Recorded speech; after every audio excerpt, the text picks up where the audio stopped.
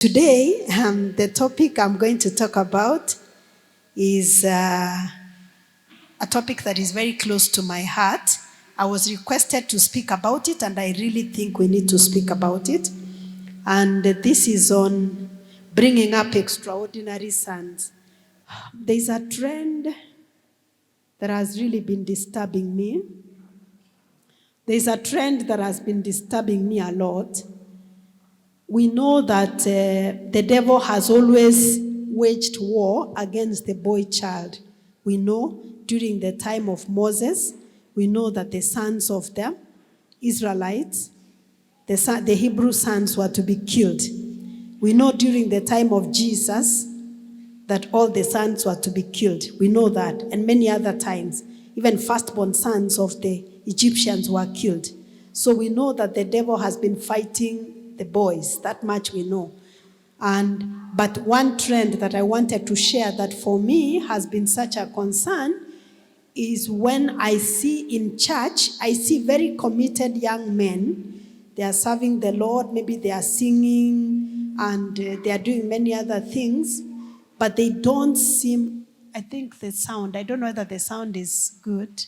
So I was saying that a concern I have seen is where you see young men who are very actively involved in the service, and they are in their late 20s, some of them are in their 30s.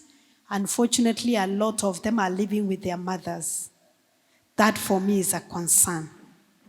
And some of them are not even on their feet. They are not taking care of themselves. They are depending on their parents or other people.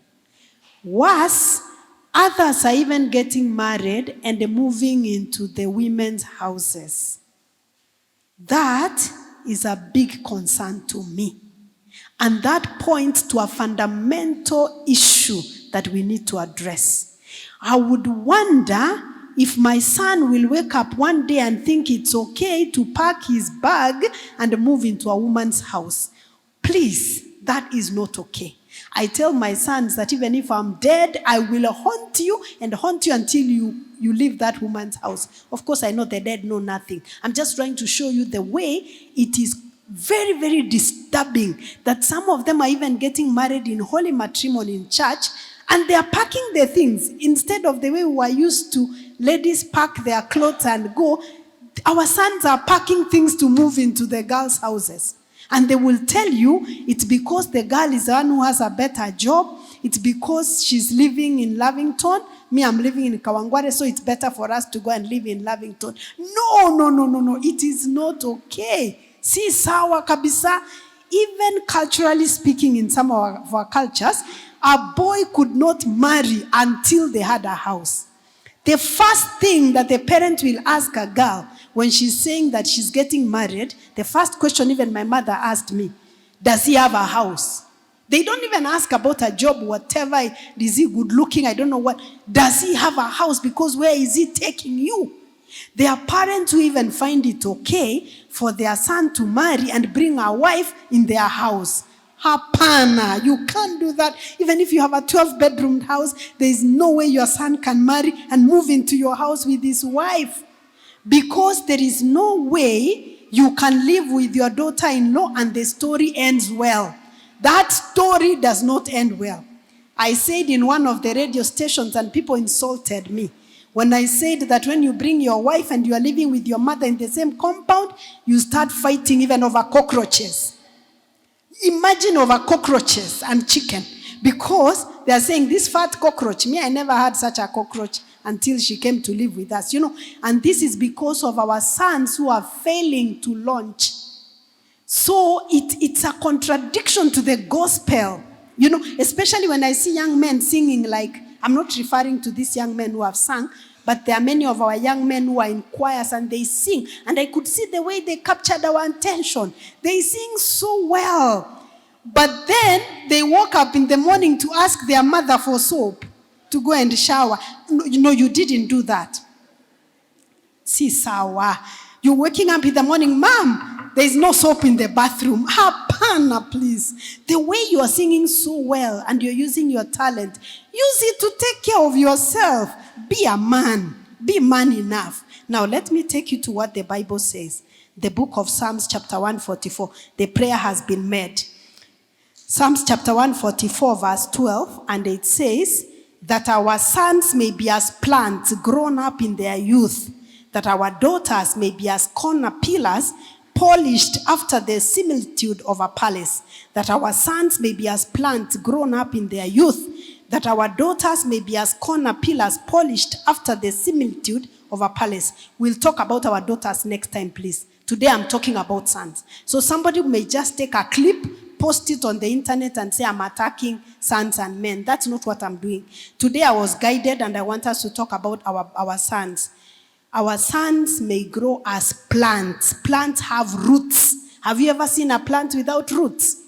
Plants have roots. And the plants that have roots that are deep, they are the ones that go high. So they have roots and then they go high. We have our young men who are struggling, and you will see our preteen sons are angry. They are throwing tantrums. You see our teenage boys in high schools are anxious. You see men in their 20s living with their mothers. And then you see middle-aged men walking out on families. They have created children. They are walking out on children. Some even tell their wives, because your family is well-to-do, you can ask them for some support for the children. Imagine you didn't ask for permission when you were creating these children. Did you ask for permission from your in-laws? You never asked for permission to create the children. Now you want to ask them to support. It is totally unacceptable. The Bible says if a man cannot provide for his family, he is worse than an infidel, and he has denied the faith. Please leave church, go and work, and provide the family for the family first, because that is in contradiction with the gospel. Let me share with you two stories that I have witnessed.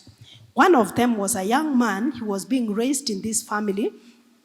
He was an only son. His father had died, so he was being raised as an only son. From an early age, there was something about this boy. He used to get angry and cry until the mother gives him something, even when he was in high school. He would cry until he hyperventilates. Have you seen people crying until they go until he has to be given whatever he needed? The mother would give him to the best of her ability. The father had died, was an only son. So the mother would give him whatever he needed. When this young man went to university, he would go and drink, then sit on the middle of the road. You know, drink, get drunk, sit on the middle of the road. He had a girlfriend within the university. And the mother would tell the girlfriend, go and get him, please. Go and get him. He would drink, leave his ID when he's in university. The mother would send money to the girlfriend to go and get him out of the police station and pay for him the alcohol where he has drunk. So he continued doing this way. Whatever the boy needed, he could get. But he was an intelligent boy. He completed with a first-class honors. He got a scholarship to study masters. Before then, he got a job with one of the top companies in this country. So he was working there. And the boy believed that whatever he needs, he will get it. So because the father had died when he was very young, so at that time now, the mother thought it was time to tell him some of the properties, whatever the dad had left. So this particular day was on a Friday. The mother told him, remember, he's doing his master's. He's a team lead. He's in his mid-20s. Big company here in Kenya. So the mother said on that Friday, please come home. Now he's stable. Come home. We talk about some of the things that I want to share with you, which your father had left. So that Friday, this young man had seen a TV anchor, one of the TV anchors. And he had developed an attraction for this TV anchor. And he wanted to take her out. So he had proposed to her, online. So they were to meet for dinner. So what we don't know is whether she came or not. But he dressed in his, don't know whether a tuxedo or how people dress to go for dinner. He went for dinner with this lady. Remember, back home, the mother is waiting. True story. The mother is waiting for him to go home because that was the day she was going to tell him some of the things that, the dad had left. So now as the mother is waiting, she decided not to sleep because she said, he may come later. So she dozed on the couch, on the sofa. At about 11 midnight, her phone rings. So she picks the phone. She's thinking the son is at the gate. So she's picking the phone. It's the phone of the son ringing. And then she picked it. It's somebody else speaking. Then the person asked, "Are you Mama so-and-so?" She said, "Yes, where is he?" Because she's thinking it's somebody who has maybe taken him home because he was coming home that day. He said, "He's in a very bad state." She said, "What do you mean?" The person said, "Come to a certain hospital. Come to Nairobi Hospital, for example. Come there right now." She said, "I'm far away." She was in Kisii. She said, "I'm in Kisii." He said, "Just come right now. He's not in a good state." So the mother is trying to wake up from her sleep. She's alone in the house. She's confused. Then she tells the person who called, "Dial the phone, get the number of so-and-so, and call this person." It was a relative who is in Nairobi. Tell him to come. Anyway, long story short, the young man had been involved in a hit and run accident. A vehicle had hit him along this road.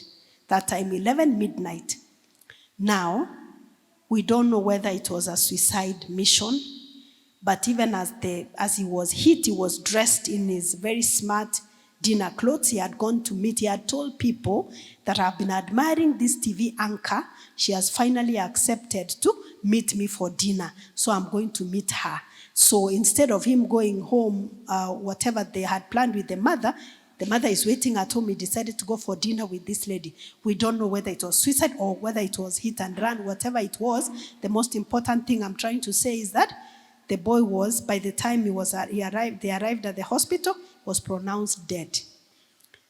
So one of the regrets the mother kept on making, she said, "I wish I had told my son the things I've been holding. I've been wanting to tell him these things for over 20 years. When the father died, he was maybe 5.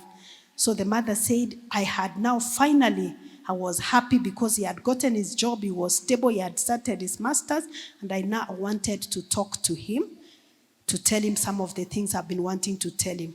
That was the end of the life for that boy. So during the funeral, the girlfriend came for the funeral. I noticed that the girlfriend was crying very bitterly. So I said, "Is there something more?" I'm not sure whether I asked her, but I must have implied, "Is there something you want to say?" She said, "Yes, there's something that is hurting me more than the death of this boy." What is it? She said, "When I was in university, I conceived with him, and I got pregnant. I was expecting twins. He told me, 'No, we can't do this. You have to terminate the pregnancy.' So I terminated twin boys." So she said, "I wish I didn't do that, because I would at least have something or someone to give the mother." Anyway, that was her thought. I'm not saying I support that or whatever it is, but that's what she was saying, because I noticed that she was weeping very bitterly. She said, "He told me he's not ready to be a father, so I terminated, the pregnancy." That was the end of that son. That was the end of that family, so to speak. The father had also died of a road accident. That's one story. The other story, a young man, they were raised in a family. There were 4 very intelligent sons and 1 daughter, extremely intelligent. Wherever they would go to school, they were always top. And the mother and the father were not agreeing on discipline. The father would insist that they need to be disciplined the way they do their things. The mother said, "My sons mature very early because they are very intelligent." Anyway, he went to university. There in university, he got a certain lady. Again, nobody used to say no to this boy. He got a certain lady and they got into a relationship. He had just completed university, first class. He had gotten a scholarship, was studying French, so he had been given a scholarship to go to France and do masters. In the meantime, he was living here in Nairobi, processing the documents to go to study masters. Very intelligent. Then he discovered that his friend was having an affair with this girl. Okay? This girl he had, the friend was having an affair with the girlfriend. This friend, they were living in the same house, room, whatever. So he told his friend something. "Today, you're going to see something you have never seen. You take away my girlfriend, you're going to see something you have never seen." There was someone on Thika Road, and he stepped on the road, and he stood in the middle of the road. There was a truck coming. The truck ran over him. And his friend saw something he had never seen. And the young man died on impact. And just like that, the dreams and everything.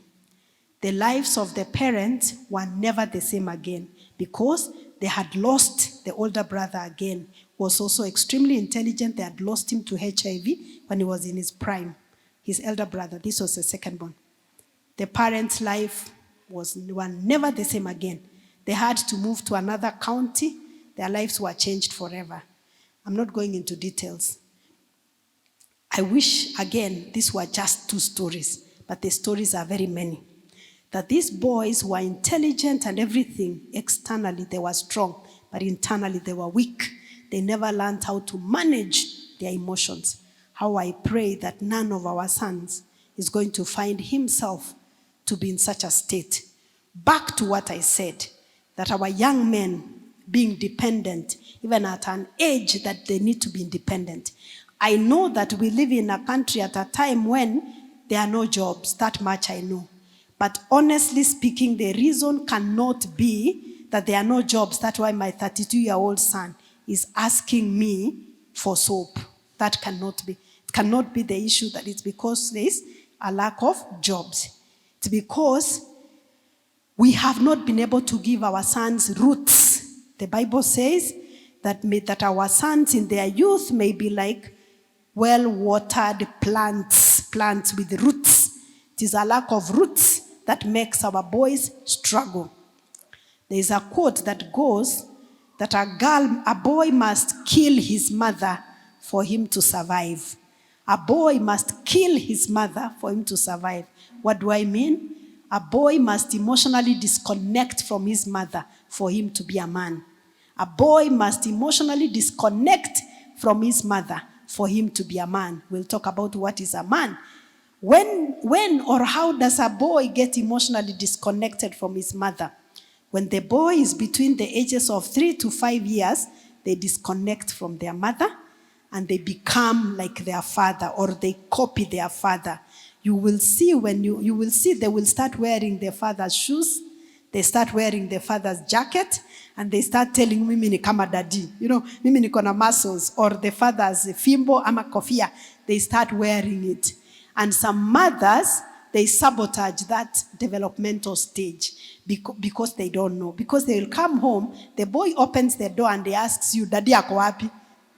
You are coming home, he's not seeing you, he's asking, Daddy ako wapi? Some mothers sabotage. They say, Daddy unaniuliza. Me, I'm here. You're asking me about your father. Go and look for him.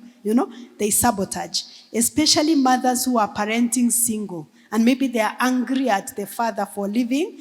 What they do is that they sabotage and they silence this boy. So they curtail the process of that boy becoming a man. It's important to encourage them at this stage. And even if they are telling you, my daddy is the strongest man in the world, and you know that even when the daddy hears a dog barking, they tell you to go and check the door, please, you don't have to tell them the story. That's not your story to tell. Don't tell you, baba yako na vile hata umbwa akibweka ananituma kwa mlango. That's not your story to tell. They will discover when they grow up. That's not your story. You agree with them. Just tell them, yeah, your daddy is the strongest man in the world, and you're lucky to have such a father. If that's not true, they will discover. But otherwise, if you do anything outside of that, you curtail the process of the boy emotionally disconnecting at the critical stage of 3 to 5 years. Another stage where a boy must kill the mother, quote unquote, is at teenage. When the boy is developing into a man, they realize that they are not like their mothers or like their sisters, and they want to connect with men, authority figures. At this point, their emotions can be very overwhelming and very confusing. So the boy needs to have a father who is involved. Unfortunately, if the father does not even know how to manage his own emotions, then it becomes very difficult because the boy wants to disconnect from his mother, but he has nowhere else to go. So he's just hanging around. That's why sometimes you hear people say something like, I don't know whether you've heard of, people refer to a certain category saying, mama's boy. Have you heard of something like that? Mama's boy is not a compliment. It's not a compliment at all. If somebody says this is a mama's boy, that's not a compliment. Amma, you think it's a compliment? That's not a compliment. A boy who must always defer to the mother, and I know sometimes it's very hard when a boy is disconnecting from the mother. As a mother, you feel a certain way because you're just feeling like, this is my son, I took care of him, I did all this. So it becomes really hard when you see the son disconnecting. But a wise mother will encourage the son to disconnect from her so that he can connect to authority figures. There's a mother somewhere who told me that when she wears her dress, she's a single mom. Nothing wrong with single motherhood. If you are the one who's taking care of your children, may God bless you. Another mother told me that when she dresses in the morning, she goes to the son to zip her dress for her. No, apana. The son is a teenager, young adult, and before she comes to church, she will go. The son zips her dress. Please, you're going to ask me who zips your dress. If you have no one, put the zip on the side, please. No. You cannot be going to knock your son's door for him to zip your dress and ask the son, am I smart? Often the results are disastrous. Do you know that there are men who get married and they are not able to be sexually intimate with their wives? Do you know that? Do you know there are men like that? Do you know there are marriages I know that have happened in the church in the past few years and they are already divorcing because they have gotten married and the man is not able to be sexually intimate with the wife? Mama's boy. He doesn't have a medical reason. Do we say a medical reason? But he's so emotionally entangled with the mother, so much so that he doesn't even know how to be a man. I know you hear these are stories, but I'm telling you it is the truth. So be very, very worried if you are with a man and you go and anywhere he says, this can look very good on my mother. I can buy this for my mother. It is okay to respect and to honor your mother. But your mother cannot be the reason why you live, why you breathe. She cannot be the one being asked questions. You see? If my sons right now, they bring girls to me, chances are high that I will never see anybody good enough for my son. That's the truth. Because I think my sons are too good. That's why I say don't trust me with judgment on who is the right person for you. First of all, do your own research and talk to somebody else. Okay? Ordinarily, when boys are growing, they are obsessed with being strong. They want to be strong. That's why so many boys have a desire to work in the military or to be a policeman. Have you seen young boys like that? They'll always be thinking of working in the military or being a policeman because for them that is the epitome of strength and masculinity. But there are boys who don't have such desires. They just want to be around. They just want to be around and make mama happy and make mama proud. They just want to do that because that is how they have been socialized. That is how they have been raised. They have been raised they do not have roots, okay? As boys are growing, they yearn to have their fathers involved so that the fathers can provide moral and spiritual direction. They need dads who show them what it means to provide. Contrary to what we think, actually, boys are emotionally more vulnerable than girls. Boys are emotionally more vulnerable than girls. Let me ask you a question. When you think of a mother with a special needs child, let me put it this way. When you think of a family with a special needs child, what comes to your mind? A mother with a son, isn't it? If you compare the mothers you see with special needs children, the ones who are with sons and the ones who are with daughters, which ones are more? Boys or girls? Special needs, which ones are more? Boys.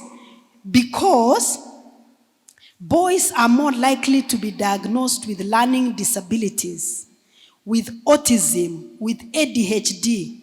Boys are more likely to be involved in drunk driving and even in delinquency. Okay? The stories I have given you, both of them, the girls were left and the boys died. Okay?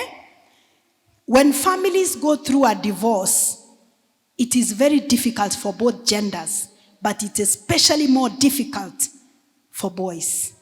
That's why in many families that have gone through a divorce separation, the daughters will be strong and stable, but the boys will get lost by the wayside. Haven't you seen that?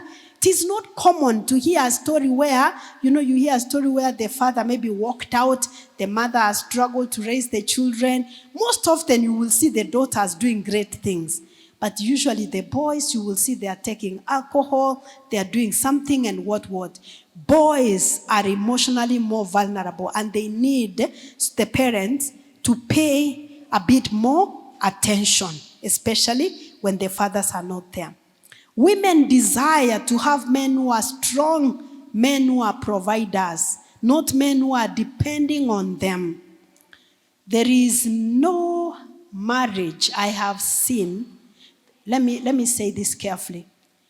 I've never seen a situation whereby the woman is providing for the man, taking care of him, and she respects him. Have you seen any? Have you seen any like that? Have you seen a family where a woman is providing, taking care of the man, and she respects that man, and she's happy? Have you ever seen that? She's happy. If she's pretending to respect the man, she's angry, bitter, and resentful. You know why? It's not because the women are bad. It's because that is against the natural order of things. Do you understand? I didn't admire that setup because that can never be me. But I just got intrigued because I said, there's something very unique about this and I can learn from them. So I talked to the lady, I said, what makes you, what's keeping you guys together, loving each other like this? And she said, I am very grateful because I have been in another marriage or relationship before, and the man was hardworking and everything, but he didn't treat me well. So she said, I'm counting my blessings with this man who truly loves me, even if he's not. So you asking why he was not working or anything, you wonder. So she said, I'm very thankful. And I said, good for you. Before long, this man sent a message and he said, please help me.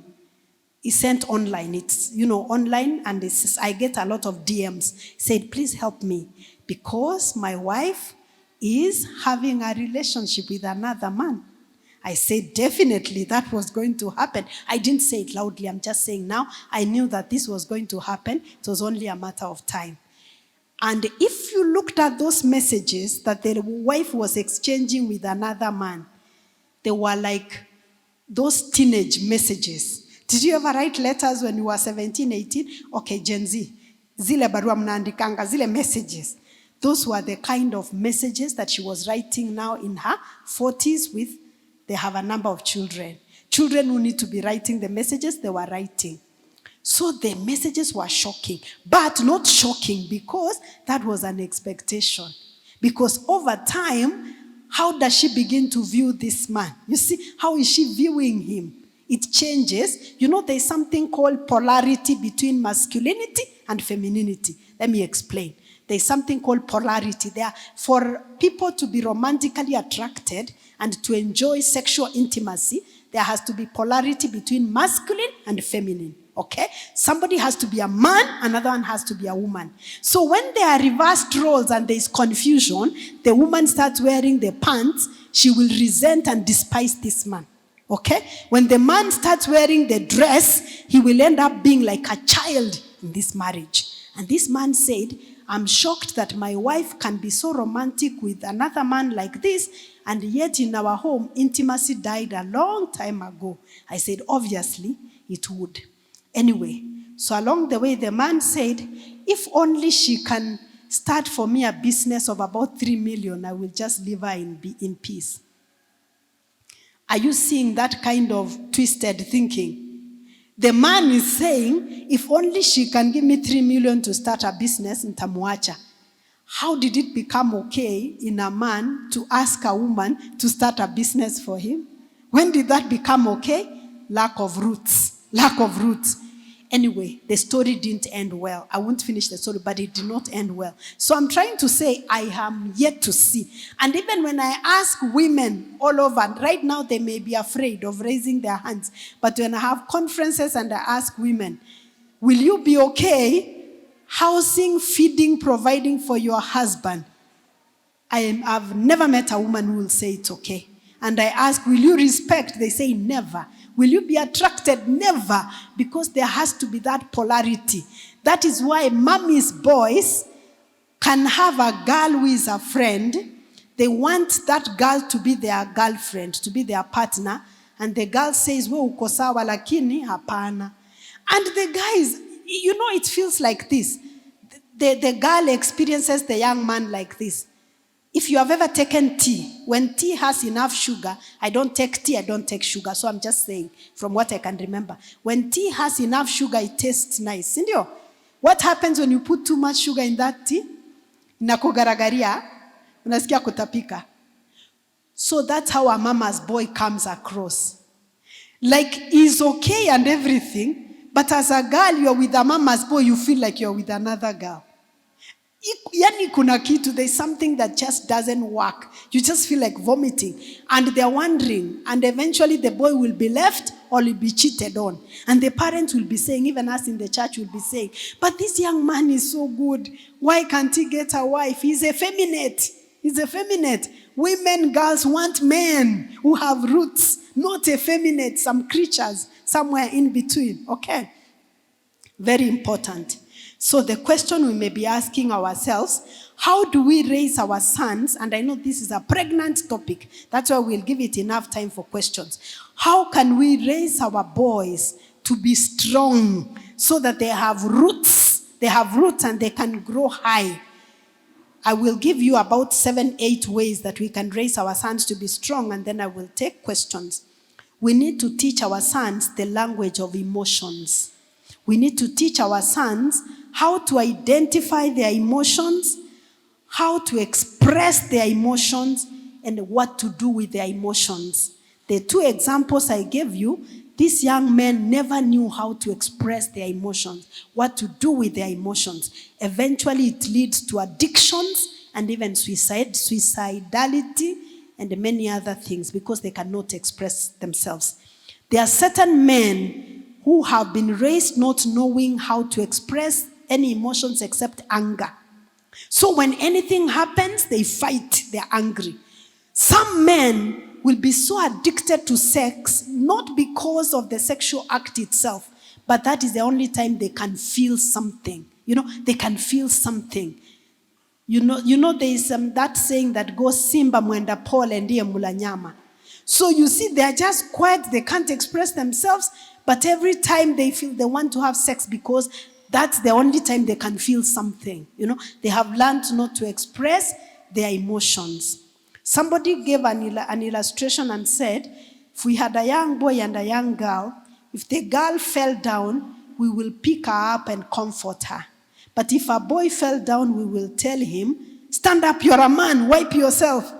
Why are you crying? Unalialia kama msichana. So the boy learns that expressing of emotions is what? Is wrong.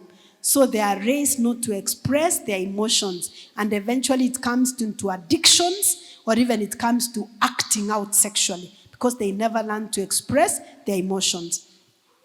Another thing we need to do is we need to train our sons to be teachable. I really struggle with this a lot with my sons, being teachable. Kichwa ngumu like what? I mean, you're trying to be told something. Na una act tu kama mjua. And anytime I tell them, I don't know whether this was a prayer or it's a question. You need to guide the children when you give them. They put a question here, I can't find it. So if it's a prayer request, it's fine. But if it's a question, they bring here. So let me tell you something. I have been telling my sons, I tell them, what a young man cannot see when they are on top of a tree, an old man can see under the tree. So I tell them, these things I have experienced them. Your daddy has experienced them. Other people have experienced. We know these things. And they will look at me and they'll tell me, maybe the old man has lost his sight. Imagine. So, I'm trying to tell them, even if you think I'm seated under a tree, I can see further than you. They say your sight is not as strong as mine, So it is very difficult. We need to teach our children to be teachable, not to be arrogant, like they cannot listen to anybody. Then when they go down the road, things go south because they cannot listen to anybody. And we are not saying that as a man, like you have to take everything people tell you. Just listen and then decide. You can just listen. There are homes whereby they could have gone very far if only the men learn to listen to their wives. When your wife tells you, I can feel, please err on the side of caution. When she says, I can feel, this is not okay. I can feel, this is not okay. Please, just listen. Just listen to what she's telling you. She could be having a point, especially she tells you the way that woman is looking at you. It doesn't go. It's not, I'm just not feeling like it's okay. Then you say, you are always paranoid, you're always suspicious. Or she says, that where you want to invest in, I just feel like it's not okay. Please, you don't have to take it because maybe you feel when they were kusema, but can you just listen? Or maybe she's telling you, that school where we are taking the child, I've looked at that school and I don't think it's okay. There are children who have died by suicide because they're in a school where they are being bullied. And then the mother says, the way I'm feeling, this is not okay. And the father decides, no, hapo lazima aende na lazima asome. The child ends up taking away their life. One lady said, she said this publicly, she went to work abroad. She went to work in another country for about 6 months. So she went to work. She used to work, send money home. She left her children with their dad. One of her sons was her teenage son. She came home after 6 months. The boy is not home. He's not in school. Was in Form 2. So she asked, where is so-and-so? The father said, he lives on the street. For real, he stays on the street. So the mother said, stays on the street? He's in Form 2. The father said, aliniletea kichwa. Na mimi nikamwambia, hatuwezi kuwa na wanaume kwa nyumba. So nikamwambia ajipange. So the boy was now on the street taking drugs. The father just said, leave. You are man enough. We can't be 2 men here. The mother regretted so much. She said, if only I was there, I could have intervened. I failed my son. Now it was very hard for them to get the son from the street back home. Okay? So sometimes there are things that you can be told by your wife. Please just listen. Just listen. You may not do anything about it, but just listen. There are many men who have regretted because they have said, I wish I listened to my wife. I didn't. So please learn, even from an early age as a boy child. Just learn to take time and listen. Then you can decide what to do. Number 3. Let's teach our sons how we give our sons roots. Let's teach our sons to provide and protect the people under their charge. They need to learn to provide and to protect. As I said, the Bible says if anyone does not provide for his own, especially for those of his own house, he has denied the faith and is worse than an unbeliever. 1 Timothy chapter 5, verse 8. There's a certain lady who said she's living with her husband for over 10 years and she's the one who has been working. She's the one who has been providing. So one time they went to his village. When they went to his village, they were seated and the mother to this man was carrying heavy loads. You know the way women in the village can carry heavy loads. Firewood and what? His sons were seated. They have gone to visit. The sons were seated with their wives. The mom is carrying firewood. The mom, an elderly woman. She comes and she starts kupasua kuni and the sons are seated. So this lady was shocked. She said, you people, you are all seated. Your mom ndiye anapasua kuni to cook for you. You are seated. They said, ai, ni sawa, wacha angangane.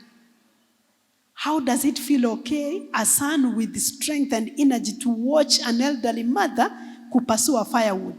Now this lady understood why this man has been comfortable feeding off her for 10 years.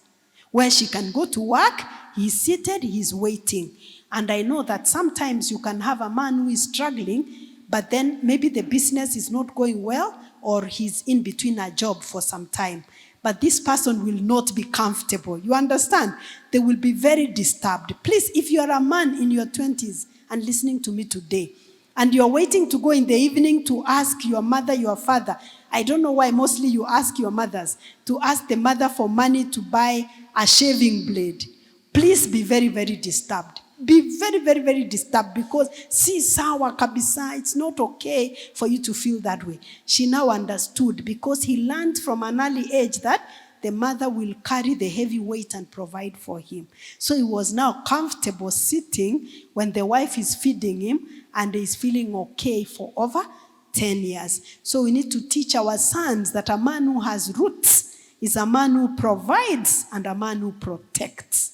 Not a man who is being provided for and being protected. Okay? Number 4, we need to teach our sons to respect women and the girls. We need to teach our boys to respect women and girls.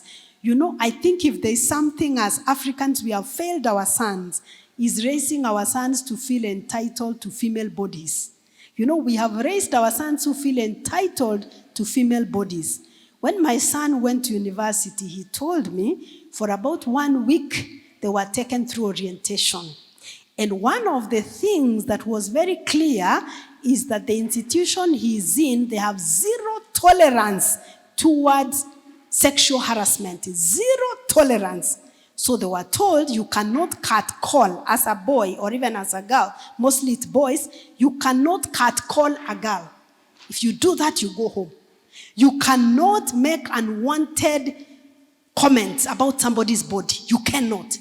And you cannot force yourself on somebody who is not interested in you. You can't.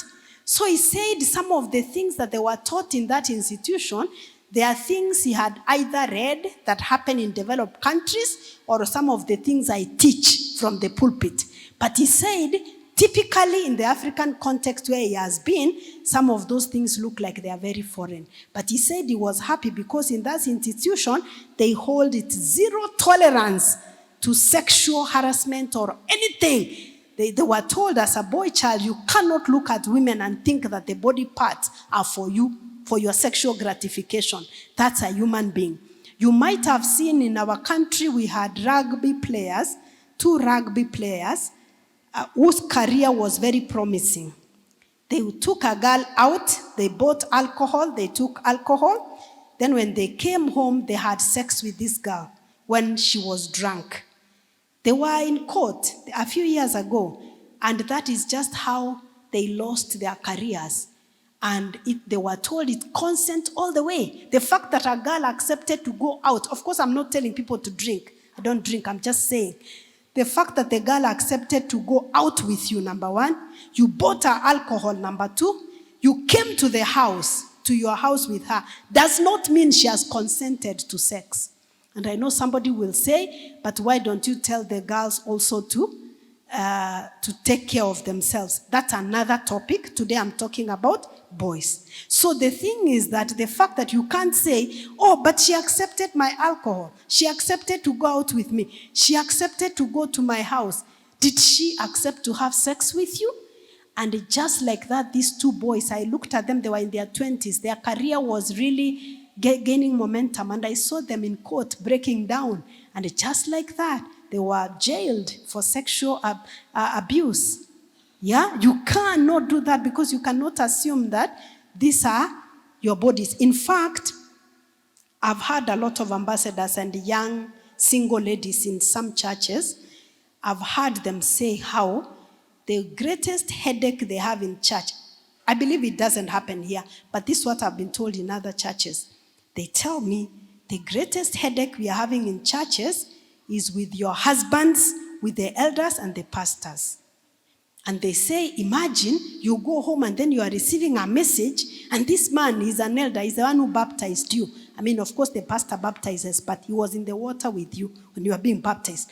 And the man is sending you a message about your body, and you're looking, you are like, what is this? Like, what are you talking about? Feeling entitled. Listen to widows. You know, widows say the way they're having such a hard time in church because the moment they bury their husbands, some men in church think now the widows are property. In Nyanza, the widows are called mugongowazi. You know, there's that samaki called mugongowazi. Mugongowazi is very cheap fish that is available for everybody. So some men say, huyu ni mugongowazi. They are just open to anybody. Entitlement to female bodies. Let us teach our sons to respect female bodies. Number 5. Avoid nagging or talking at your son. Nagging, talking at him. Communicate calmly and firmly, then enforce age-appropriate boundaries. Actions speak louder than words. When it comes to parenting boys, actions speak louder than words. And this is something I've had to learn myself. Because by virtue of the person that I am, I can talk a lot. And because my mother used to quarrel us the whole night, when you have done something wrong, one of you has done something wrong, my mother would quarrel the whole night. I'm not exaggerating. She would not sleep. She would begin quarreling you by 6 p.m., up to 6 a.m., she's still quarreling. And she's not repeating words. If you think I have words, you don't know my mother. My mother is not repeating words. She will use different words to quarrel you for 12 hours, non-stop. So, of course, I learned from the best. And along the way, she'll break into a prayer and singing and shouting, then come again to hammer you with her words. When she's done with you, please, you don't ever want to do the same thing because those words can sting. They can hurt you. So now, because I learned from the best, I would really also quarrel my children. And they told me, when you speak, we can't hear. We are deaf. We just block you out. So I discovered with my sons, the words are not working. So I learned that action speaks louder than words. If I have said you come home by 10 p.m., and I've said it and you're not home, lock the door and sleep. We lock the door and sleep. You come and knock and you sleep outside. True story. So, if that is what we have said, please, no, that's it. We don't, I don't, initially I would stand at the door and make noise and say, see now, you'll see what's going to happen. I learned that actions speak louder than words. If I said your allowance for the week is this amount, then you start sending me a message midweek, sasa masa, niaje, naeza niokolea. I just say, no, not possible. Tunasonga. Kasonge kaende. So tunasonga mbele. So actions speak louder than words. Because if you are talking, you talk, you make noise, then you go back and you waver. What you're teaching them is that the more they push, the more they will get what they want. You remember what I told you about this young man who would cry until he hyperventilates? Then the mother says, give him, please, give him, Amelia son. Give him. No. Actions speak louder than words. Speak calmly and respectfully. You don't have to tear your son apart because you're communicating something. You don't need to rip his dignity apart. You can still correct him while you leave him with his dignity, okay? Number 6, model the same qualities that you would like to see in your son. Model the same qualities. Generational patterns are real. When your child watches what you're modeling, they will do exactly the thing that you're modeling. So model what you want your son to see. Do not preach water and drink wine. Number 7, treat him ultimately to be accountable to God. Treat him to be accountable to God. Train him to be accountable to God. We wish that we can always be there with our children. We wish we can always be there. We wish we can control their environment, whatever they do. But one thing I'm learning as a parent is that I am so powerless Letting go is so hard. Like, I let go, like now I don't know where my children are. Right now, I'm here. Let me tell you, when we were raising our children in a certain church, we used to sit here. Our seats were always at the front. My husband would be seated here, I would be seated here, and our children would be in between. So my eyes were always on them. Whatever they are doing, I was always there. Of course, I'm not saying that is the best way to raise a child, but that's what I knew best at the time. Now, right now, for me to know that wherever they are, I don't know. What they are doing, I don't know. Like, I have to release, I have to let go. That's not easy for me, but it's something I have learned, and I tell them, son, the Lord who sees in secret is going to reward you publicly. So I tell them, whatever you are doing in secret, God is going to reward you publicly. And there are times when a child has done something and I have found out. They have done something and I have found out in a very strange way. And they ask, but how did you know? I say, I just found out. It came to me. And I wasn't there and I had no idea. It happened also to us. My mother would just find out, you've done something. So teach them to be accountable to God and God alone. The last one I want to say, teach your son to take care of themselves. Teach your son to take care of so that they are not depending on the women in their lives to take care of them. There are men who marry, there are young men I've seen, they marry very early because they don't know how to take care of themselves. And many times they make a mistake. Because they'll be like, now I have a job, I have a home, I need somebody to take care of this home, I need somebody to take care of me. Is that all you want from a wife? Is that all you want from a partner? Because they are so terrified, they cannot even take care of themselves. A lot of men struggle with poor health in middle age. A lot of men struggle with poor health in middle age because they don't even know how to cook a simple meal for themselves. They cannot make a salad. They cannot peel a banana. But they will eat turungi na kangumu. That's what they are eating. Strong tea and bread. That's what they are eating. Because they never learn to prepare a simple meal for themselves. I was telling my son the other day, the way they are clearing my food, and I think it's good food, and they are filling the garbage. And I said, when you get married, how sure are you? Your wife might be feeding you Indomie, and here you are eating my brown ugali and my managu and everything. What are you going to do when your wife will be feeding you Indomie? They said, no, I'll cook for myself. I said, okay, that's good. If you can cook for yourself, that's good. But again, I said, choose carefully. Don't choose a girl who will buy ugali for you from the supermarket. Have you seen ugali being sold in Naivas, by the way? How can that happen? That is sacrilegious. Ugali from a supermarket. I've seen githeri from the some things don't make sense to me. Anyway, so the point is that we need to teach our sons to take care of themselves and to choose well, because you will see how the health, them, by the time some men get to middle age, their health has given way because from an early age, they were not eating healthy. Don't give, do not give somebody so much power over your life that if your wife is not there, you cannot eat healthy. Don't do that. You've seen when men get widowed in church, not in church only, but in society. You've seen men get widowed. And the life, I know there's the emotional aspect, but also the aspect of self-care. A lot of them, you find out they are not eating healthy. Within a short time, you hear somebody had a stroke, a heart attack, because now they are no longer able to eat well. I think it's important if we teach our sons to normalize preparing a healthy meal for themselves so that they can eat. It's very important. I saw a certain man somewhere. He had a wife. This is the last thing I'll say. I'll take questions. He had a wife who was very, very hands-on. She was very hands-on. So when they were building their home, the wife was on site.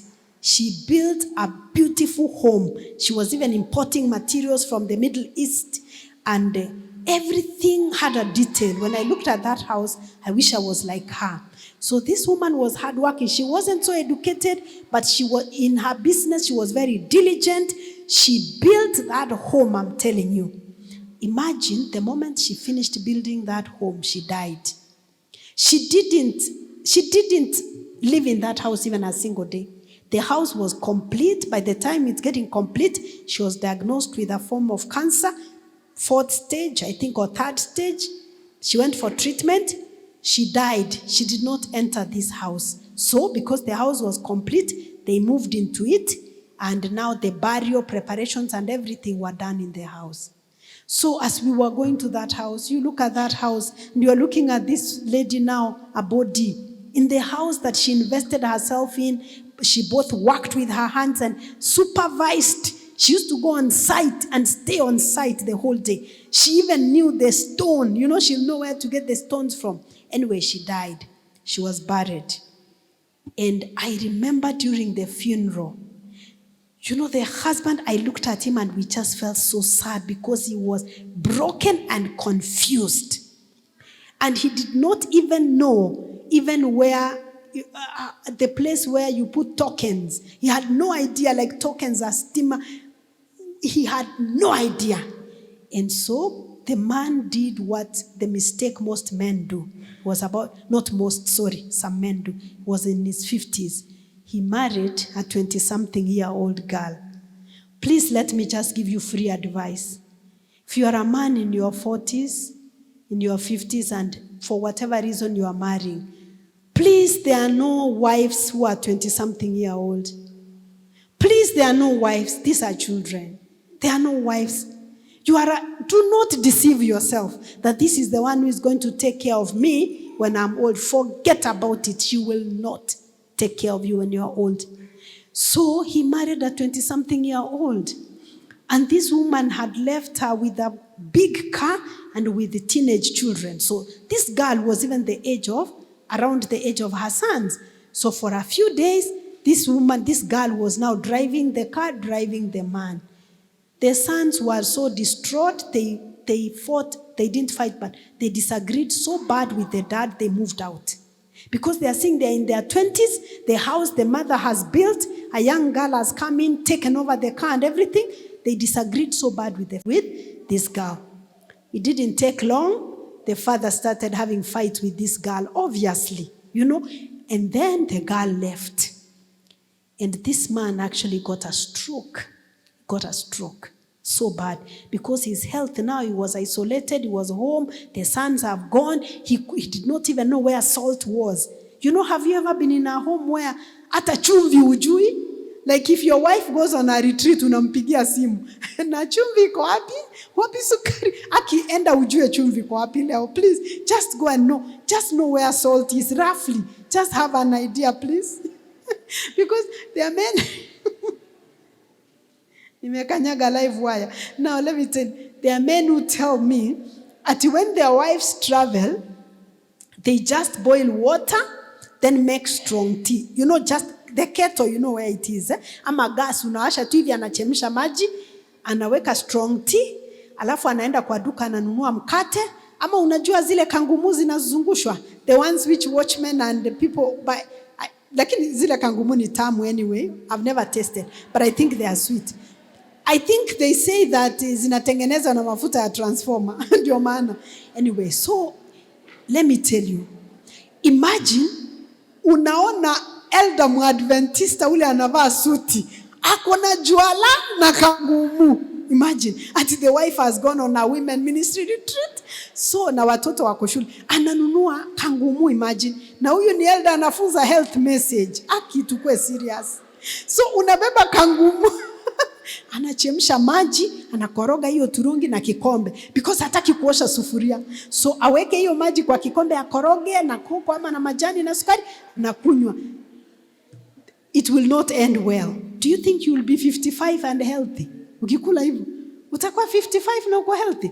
And then they tell me, akistaki kuchafua sufuria, nani ataosha sufuria? Hapana.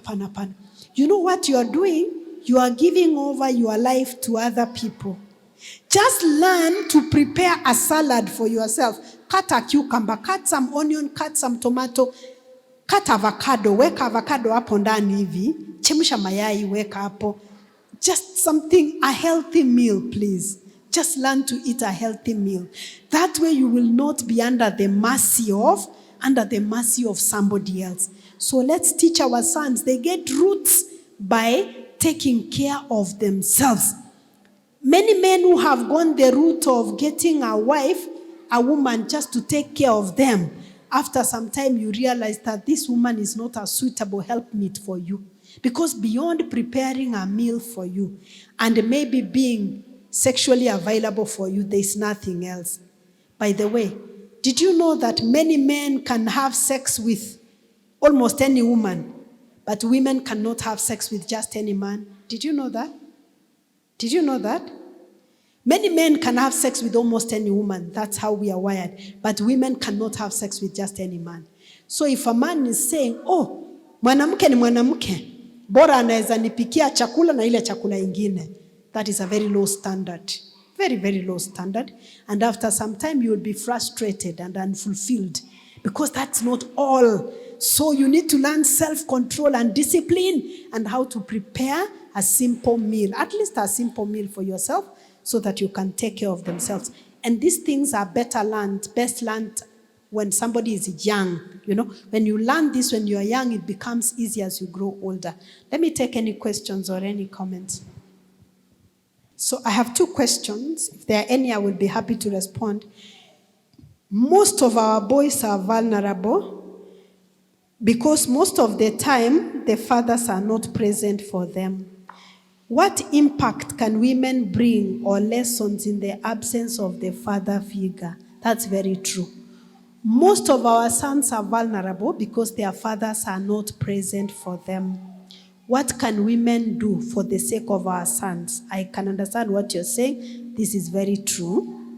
So there are certain, I will respond in terms of, stages, in terms of why is the father not available? So, is that a question or prayer? Okay. So the thing is this. We normally say this way.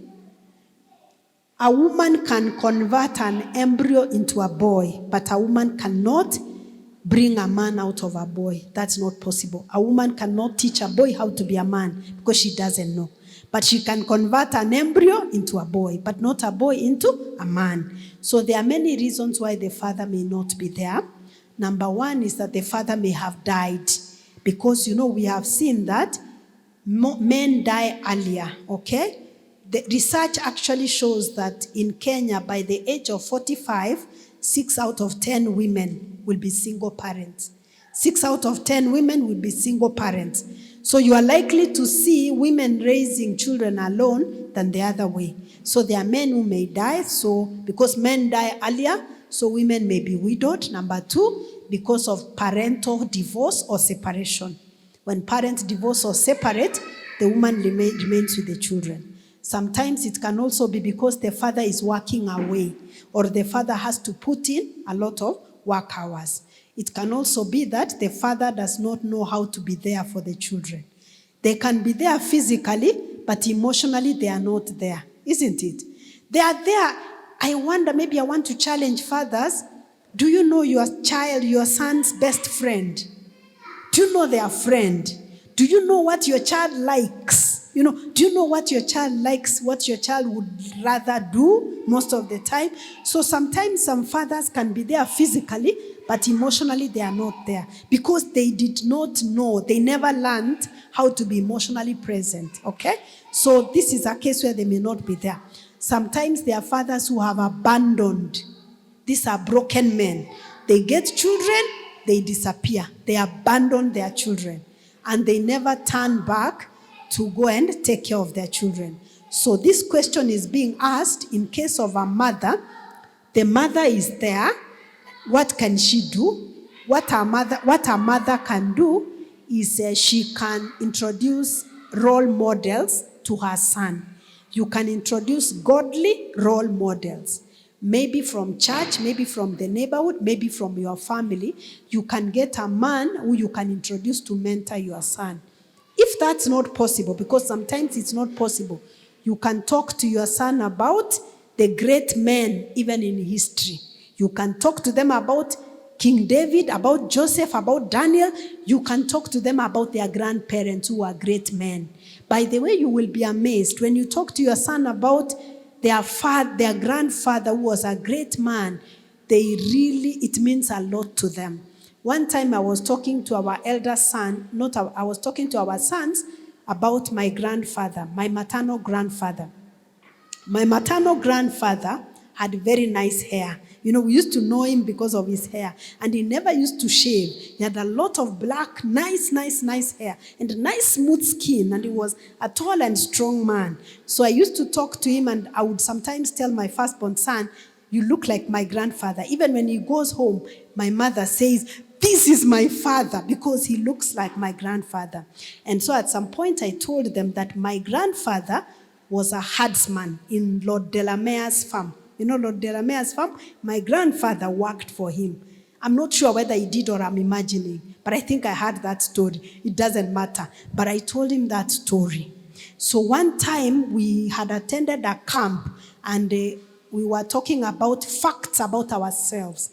And our son said, you may never know. We were talking about things about yourself which people may not know. What are the things, unique things about yourself which people may not know? And our son said that my maternal grandfather worked in Lord Delamere's farm. It's something I had forgotten. It was just a story. So anytime, we talk, he's really eager to hear this grandfather. What did he do? We say he was a strong man. He used to go and hunt and do everything. And you can see. And now, I don't know whether it's because of that I said or not, our eldest son has refused to shave his hair. And so his hair, because we said, some people know him, and because we said, the way I would tell him, you are the one who took our grandfather's hair. And when I gave birth to him in hospital, the nurses asked me, Mama, how can you waste such hair on a son? Because he came out with so much black hair. They said, Mama, you've given birth to a son, and you've given a son such hair. How can you waste such hair on a son? So, and I said, no, even a son can have such beautiful hair. He will give his daughters. So my son, I don't know whether it was because of that, but maybe other reasons. Our son has refused to shave his hair, and his hair reaches almost here. If you know him, you will know that I'm telling you. So sometimes he even makes it like Samson. The braids, the 7 locks, I don't know whatever that is. But he has a lot of hair, even beard. And I noticed that he's using some special oils for his hair and his beard. Olive oil. And I said, my son, bring that olive oil. We eat it in salad. How can you go? No. How can you go and buy? He goes and buys olive oil. Olive oil to pour on his hair. And I'm saying, please, my son, bring that olive oil. You can put it in salad and eat it inside. Then the hair will grow. He says, no, I'm treating my hair well. But one thing I know is that we kept on talking about how he's like my grandfather. We'd say, your skin is so smooth, just like my grandfather. So the point I'm saying is, there are great men that you know, even in your family. They are not perfect. Nobody is perfect, but they are great men. If you start telling them about some of the values those great men had, the children will eventually begin to grow in the similitude of those great men. When I'm counseling teenage boys, normally I would ask the mothers or fathers, but mostly it's mothers who bring them to me. I will ask them, can you tell me something about your family lineage? Tell me about your grandparents. And one mother told me, by the way, my grandfather was a chief, was a colonial chief, a great man. So I went and I told the son, I was counseling him, I told him, do you realize your great-grandfather was a colonial chief? He said, he was? I said, you are of royal blood. You are ahead of the pack. You cannot be scratching with the chicken. You fly with the eagles. Your grandfather was a chief. And the boy looked at me, the eyes wide open. And the mother asked me, what did you do to my son? What did you do? I said, what?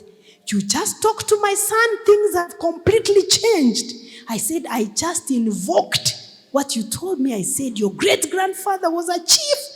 You cannot be here struggling with chicken. I'm not calling people chicken. But I said, you were made to be an eagle. You fly high. You've taken after your great-grandfather, So tell them about some of the great men in history, in the Bible, or even other men in the world, or especially men in your lineage, because I know there are people like that. So when you say that, you can inspire your son for greatness.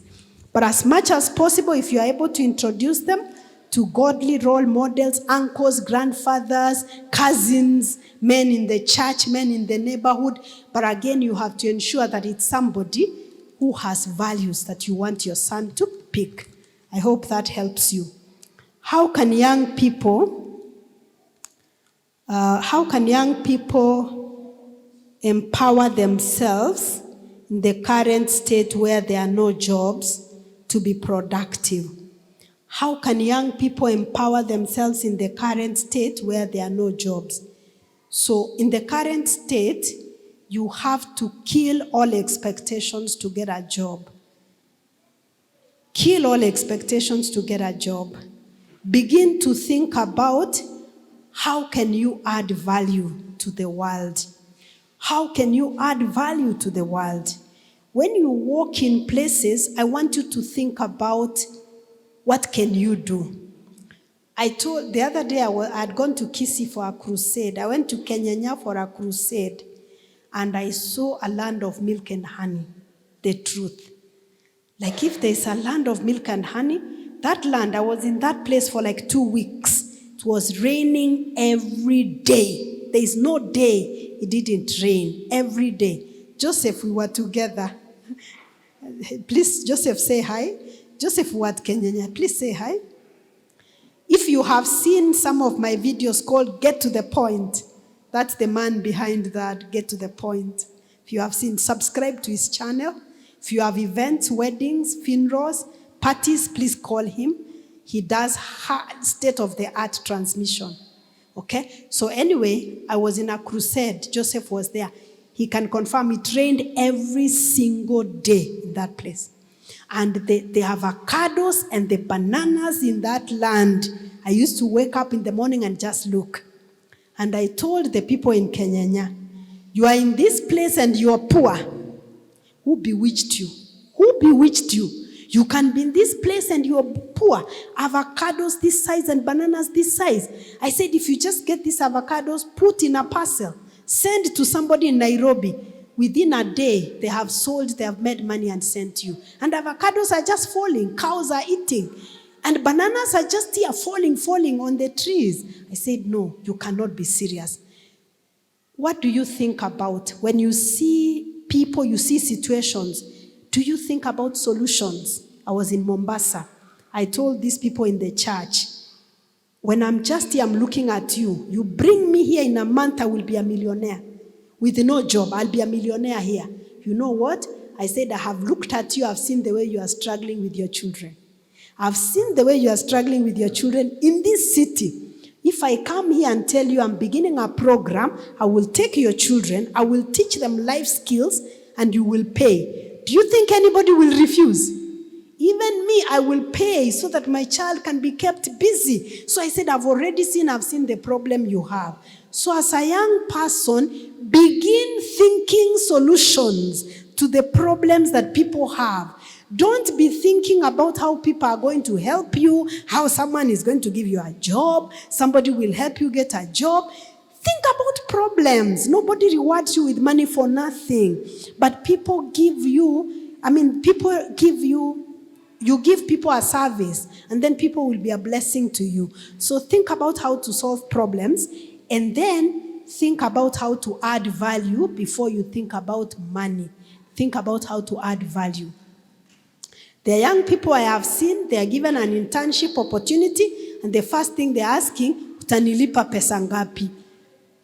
Are you a fool or something? How can you ask that question? Somebody has given you an opportunity to learn. Take that opportunity and do your very best. And then you can now discuss anything later. So don't start asking. Some even say, now they are giving me a job. Ati anataka nianzie 30K. Please take that opportunity and shine. So serve, invest. Don't waste so much money on useless TikTok videos. There are many lessons, many courses somebody can do online.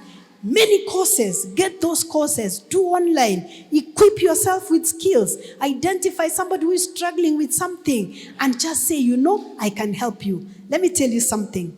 I have young children. They are 10 to 15. I'm mentoring them for this year. So I told them a few months ago, I told them, I want all of you to make money. This month, I want everybody to make money. It doesn't matter how much. I just want you to make money. So they went, some were asking their parents, how can we make money? I told the parents, don't give them an answer. Tell them to just think about how to make money. So that 1 month, we left the boys and girls 10 to 14, 15. Think about making money. They came back after a month. We meet once a month. We started talking about how they have made money. Let me tell you, I was impressed. One boy had made 7,000. Guess from where? He was tutoring children in the neighborhood. He's 13. So he went to the neighbors. He said, I can help your children to do homework, the younger children. He earned 7,000 in that month. And some of them were saying, I realize I have clothes I don't wear. I have jerseys I don't wear, and they are new. I sold them. Some of the children, the most exciting, they told their parents, how much are you paying the house girl? The parents said this amount. They said, how about we do the work and you pay us that amount? And the children are doing excellent work and they divide that amount. Every month they are paid that amount which the parents were paying the house girl. Okay? So the children came up with innovative ideas. My son amazed me. He said he became a comedian in school. He started making other children laugh and they paid him.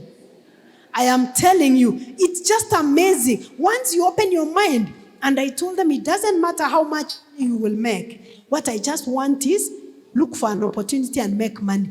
Imagine he told me he started cracking jokes. He's the last born. No last borns can crack jokes. And they said here, this is, I don't know, for laughs. You come here, you pay this amount, I make you laugh. And they paid, and he made money. Because there's so much tension out there, and they laughed. So I told the parents, we are teaching the children to begin thinking solution. They begin thinking jobs. They begin thinking making money. They begin taking care of themselves. So every month when we review, 90% of the children tell me, I normally ask them, what's your take home? What have you learned in this mentorship program? 99%, just that I don't want to say 100%, they say I've learned to make money and budget the money and use the money. So every month they are making money. One mother said, my son is almost auctioning everything in the house. Because he looks, he says, Mommy, do you really need this? I don't think we can sell it. Mommy, do we need this? Imagine, we can sell it.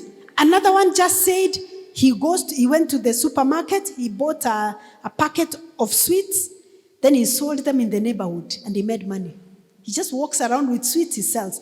Another girl told me they started selling cashew nuts with the mother. They get bulk cashew nuts, they divide, they go around in the neighborhood, they sell cashew nuts and they make money. Just like that. So think solutions. Think of what are people struggling with, think solutions. Equip yourself with skills. Be a person of value. Think of value first before money.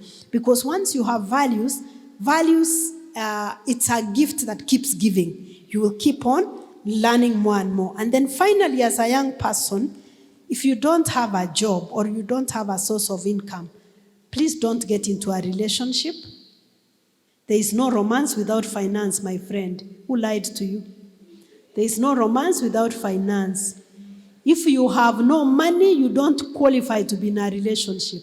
Go dump that person and focus on improving your life, getting better. Love is very expensive.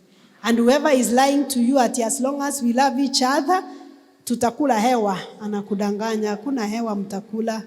Hakuna, there's nothing. You have to work hard, be able to take care of yourself. And I'm not saying you become a millionaire. It's good if you can be a millionaire anyway.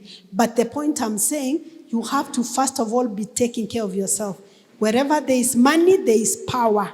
He who calls the piper, he who pays the piper calls the tune. So don't focus on you are busy looking for a girlfriend, looking for a boyfriend. The effort you are putting there, put it in making money. One young man asked me, He was asking me as a question when I was doing some live show somewhere. He's told me, there is a girl, we are in college together. I was approaching her, and she told me that I should become financially stable first. Now, is that a question or a statement? So I asked him, and your question is? He said, what should I do? I said, become financially stable. Is that too difficult to understand? The girl told me, become financially stable. That's not a question. Become financially stable. Then he said, but what about her? I said, you went to look for her? She didn't look for you. Did she look for you? So you cannot be giving her advice. She didn't look for you. You went to look for her. She said, be financially stable. It's simple. Be financially stable. So the same way you're putting effort in sending her DMs, can you send DMs to employers and business people and entrepreneurs and seek for advice on what to do? So much emphasis has been put on a girl-child empowerment. What will a boy-child do when dealing with a girl? Now, there is no problem with empowerment on a girl child. It is good because traditionally it has been very disproportionate. And maybe if I can also help you understand, do you know that when women earn money, 90% of that money goes back to the family? Did you know that? I'm not talking about wicked women, please. I'm not talking about Delilahs and Jezebels of this world. I'm talking about a good woman. When women earn money, 90% of that money goes to the family. So it's very important when a woman can be empowered, she can earn money, because that money eventually translates to improving the welfare of the family. So in this discussion, we are not in any way saying that girl child should not be empowered. It is very, very important. The IQ, intelligence of the child, is determined by the intelligence of the mother. If a mother is empowered, she can decide, she can make a decision, she can choose, instead of buying chips Mui2, she can buy avocado, oranges, and bananas and eat. And that is going to improve the health of the unborn child, okay? Instead of the mother buying mandazi for the children, she can now buy something healthy because she knows better. So it's important for a mother to be empowered, okay? Now, somebody has said, what will a boy child do when dealing with the girl child? So the fact that the girl child is empowered does not mean that your empowerment imeisha. It doesn't mean that the boy cannot be empowered. Maybe, just maybe, if there are situations whereby the boy does not know how to deal with an empowered girl. Many of our parents, they stayed married because our mothers had nowhere to go. Do you know that? Many of our parents, it's not that they were not having struggles in the marriage. It's because the mothers had nowhere to go. So there's no way you can expect somebody who has somewhere to go, kuvumilia. One time when I was growing up, my mother told me something that made me very sad. My mother was married when she was a teenager. My father was a widower. So he was an elderly man, okay? Maybe in his 50s. My mother was a teenager. My father was a widower. So my father had children who were older than my mother. You understand? So my mother is a teenager. She was married to a widower. So one time he died, of course, very early, and they left her with us. So when I was talking to my mother one time, I asked her, what made you get married to my father? Of course, it wasn't a choice. She was made to do it by her parents. But then she told me, when I came here, I found land. Nilipata shamba. And your father was a peaceful man. So I realized I can do a lot with this shamba. I can go to the shamba, I can plant, I can harvest, I can sell, I can take care of my children because I have a shamba and nobody is disturbing me. I remember looking at my mother and feeling very sad. And just saying, I will hate to be married because kuna shamba na mtu anisumbui. That is just too basic. Like for her, her eyes lit up and she said, even if I was not ready to get married, when I came, I found a big land, very fertile land, and your father was a peaceful man. I had all I needed. Surely that is not all I need. But for my mother, you can see circumstances are that is all she needed, okay? And then I imagined, so I was a teenager when she was telling me that story. I remember growing up, I went to school, I got a job, and I said, now I can buy land for myself, so I would not be looking for a man to give me land. And then I said, I will not be looking for a man to give me peace, because peace is the bare minimum. Why? I am entitled to peace. I shouldn't be disrupted. So I said, now I have to look for companionship and connection. You see? So our parents were expecting the very bare minimum, and our fathers could say, she cooked for me ugali na akanizalia watoto. She cooked ugali and she gave birth. Imagine that was the standard of a wife those days. She can cook, she can give birth. Surely. So that was the standard. But now, currently, people want connection. They want somebody they can be committed to. They want somebody who can help them grow, somebody who can propel them. You see? So that part of when somebody is disempowered, they have no choice. So they remain in situations where they have no choice. So, as a boy child living in this generation, this is what I tell my sons, you have to offer more than a piece of land and a peace. You have to offer more. What more can you offer? You have to be emotionally intelligent. You have to be emotionally available. You have to be able to connect, because you cannot afford to live like your father and your grandfather. They were dealing with very different dynamics at the time. Perhaps that's how I can respond. Is it true that a man should not leave his father's house unless he is ready to marry? If so, should the same reason of moving out be marriage? Is it true that a man should not leave his father's house unless he is ready to marry? If so, should the sole reason of moving out be marriage? Okay? So somebody is saying that a man should leave his father's house when he's going to marry. Okay. So this is not, when you have completed university college, you're over 20, you are an adult, your brain has matured. When you are living with your parents, you are in subjection to your parents. If you're going anywhere, you have to tell them where you're going. You have to, even if not permission, but you have to tell them where you're going. You cannot wake up and decide, this is how you want to turn the house upside down. That is the house of your parents. Every man, to begin with a man, every man needs a nest. Every man needs to build a nest before they can marry. So for me, I don't look at it like the reason for moving is marrying. I will be very disturbed if my sons finished college and came back home. I will be very disturbed, and I will make it impossible for them to live with me. I'll make it impossible. You know, like the ego, like the way they say the ego makes the nest, they put thorns to face inside. I'm telling you, I will torment them until they leave. Some of the things I will say is when I know they like a certain dish, I say, no, we are not cooking that one here. So I will make sure I cook nderema every day. Nderema, the slimy vegetable. And brown ugali every day. And I say, this is my house. So we'll be cooking uji and nderema and brown ugali. That's what we like to eat. And if they start complaining, I say, living is also an option, by the way. I've empowered you. And dunia ni kubwa. I will make it impossible for them to live. You may think that I'm a mean mother, but I am teaching them to fly out of the nest.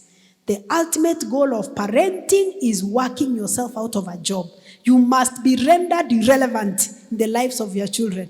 That's when you know that you have parented. Not when they are coming back and they are defaulting to you. So if somebody has finished college, please, whether you are married or not, you can decide to get married or not. That is up to you. You can get married at 60 or 30 or 27. That's up to you. But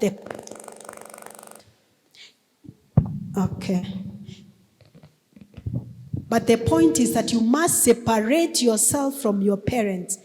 A home, a family is like an incubator. It incubates you and then you fly away. You have to fly away out of the nest. Even if you are a man and you're going to marry a girl, please don't marry one who is living with a parent. That one does not know the price of rent. They will transfer their burden from the father to you. So you'll be paying rent, they have got no idea. They don't know the price of bananas because the mother has been buying bunches of bananas they have been putting there. Please, whether it's a girl child, a boy child, let them move out of home. Let them know that wherever their parents are living in Syokimau, they have worked hard. They started in a single room in Kayole. They moved to Umoja. Then they came closer. They bought land. Wakajenga pole pole. They have gotten somewhere. They have built slowly by slowly. So you can go back to a single room in Kayole. There is nothing wrong with living in Kayole. I'm just using that as an example.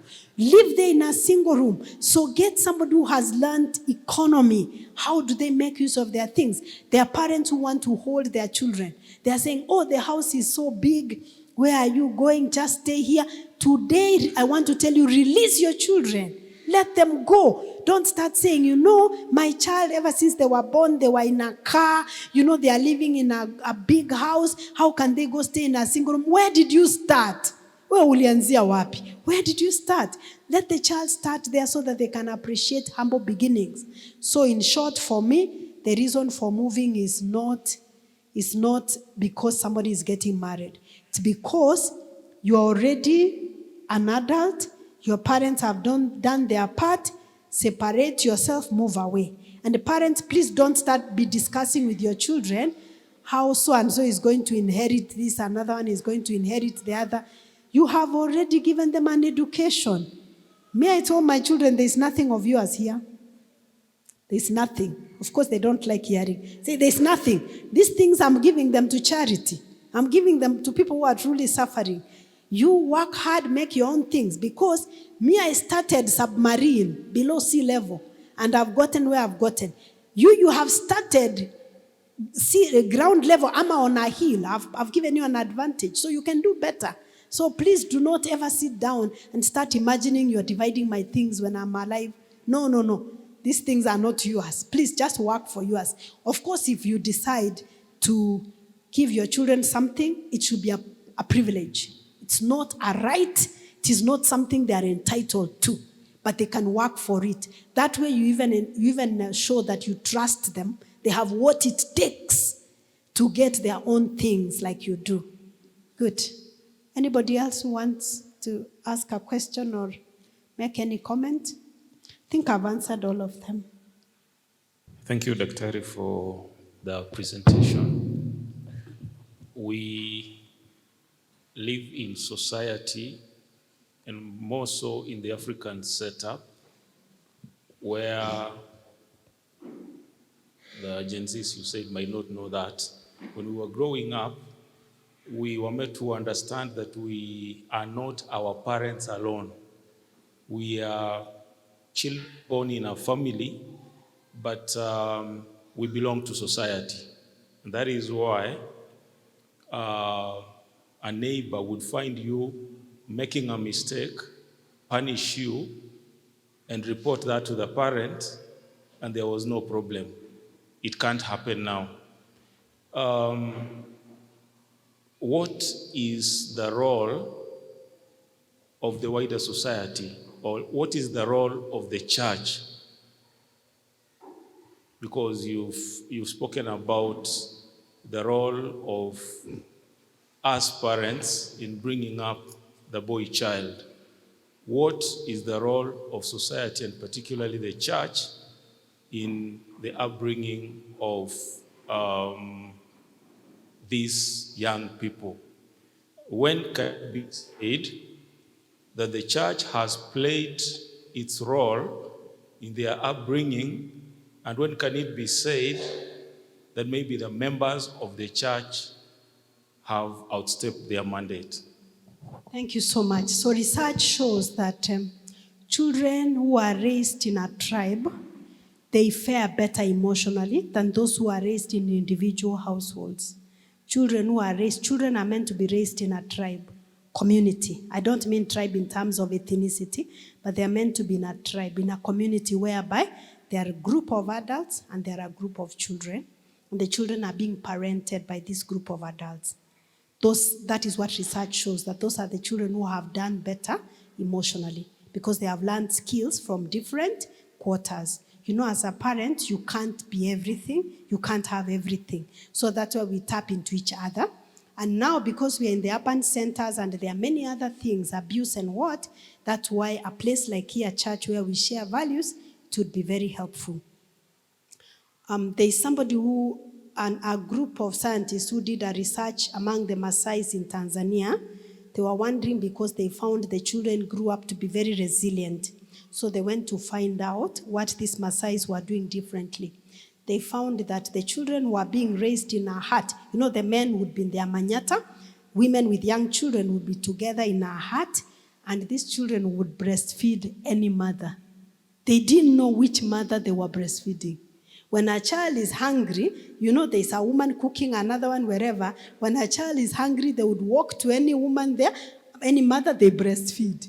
So children were breastfeeding from any woman there, you know, any mother. So they found that those children grew up feeling emotionally safe and protected and very resilient, and they learned to trust, you know. It was easy for them to trust. Now, let me come closer home. My grandfather had 2 wives. My maternal grandfather, the one I've told you about, he had 2 wives. My grandmother was the younger one. And you know what happens in nature? When women live together, their menstrual cycle gets synced. When women live together, their nature is very amazing. God is amazing. So the menstrual cycle gets synced. So we'll find all the women are on their menstrual cycle at the same time. That happens. So now, and that used to happen even when a man has more than 1 wife. So in my grandfather's household, my grandmother and the co-wife, they were giving birth at the same time. They would give birth, they would get pregnant at the same time, give birth at the same time. So, and they would name their children the same names because they are naming after one person. So we used to wonder, why does my mom have 2 brothers with the same name? So I'm going somewhere with this story. So my mother's stepbrother told me one time that when he was growing up, him and my uncle, they were born the same time, they had the same name. And he told me for a long time, they could either breastfeed my grandmother or his mother. So as young children, they were born in 60s.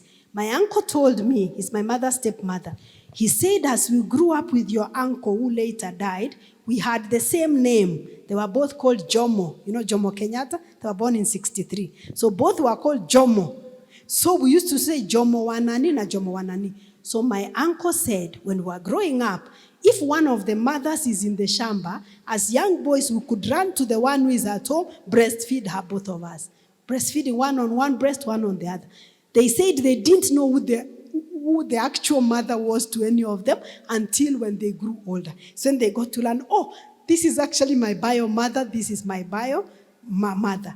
They grew up very close. They grew up like that, you know, very close. I mean, that is, of course, an extreme, but I think a very beautiful version of it.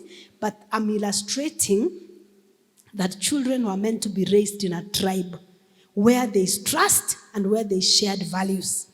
The concern that we have nowadays, there is rampant abuse.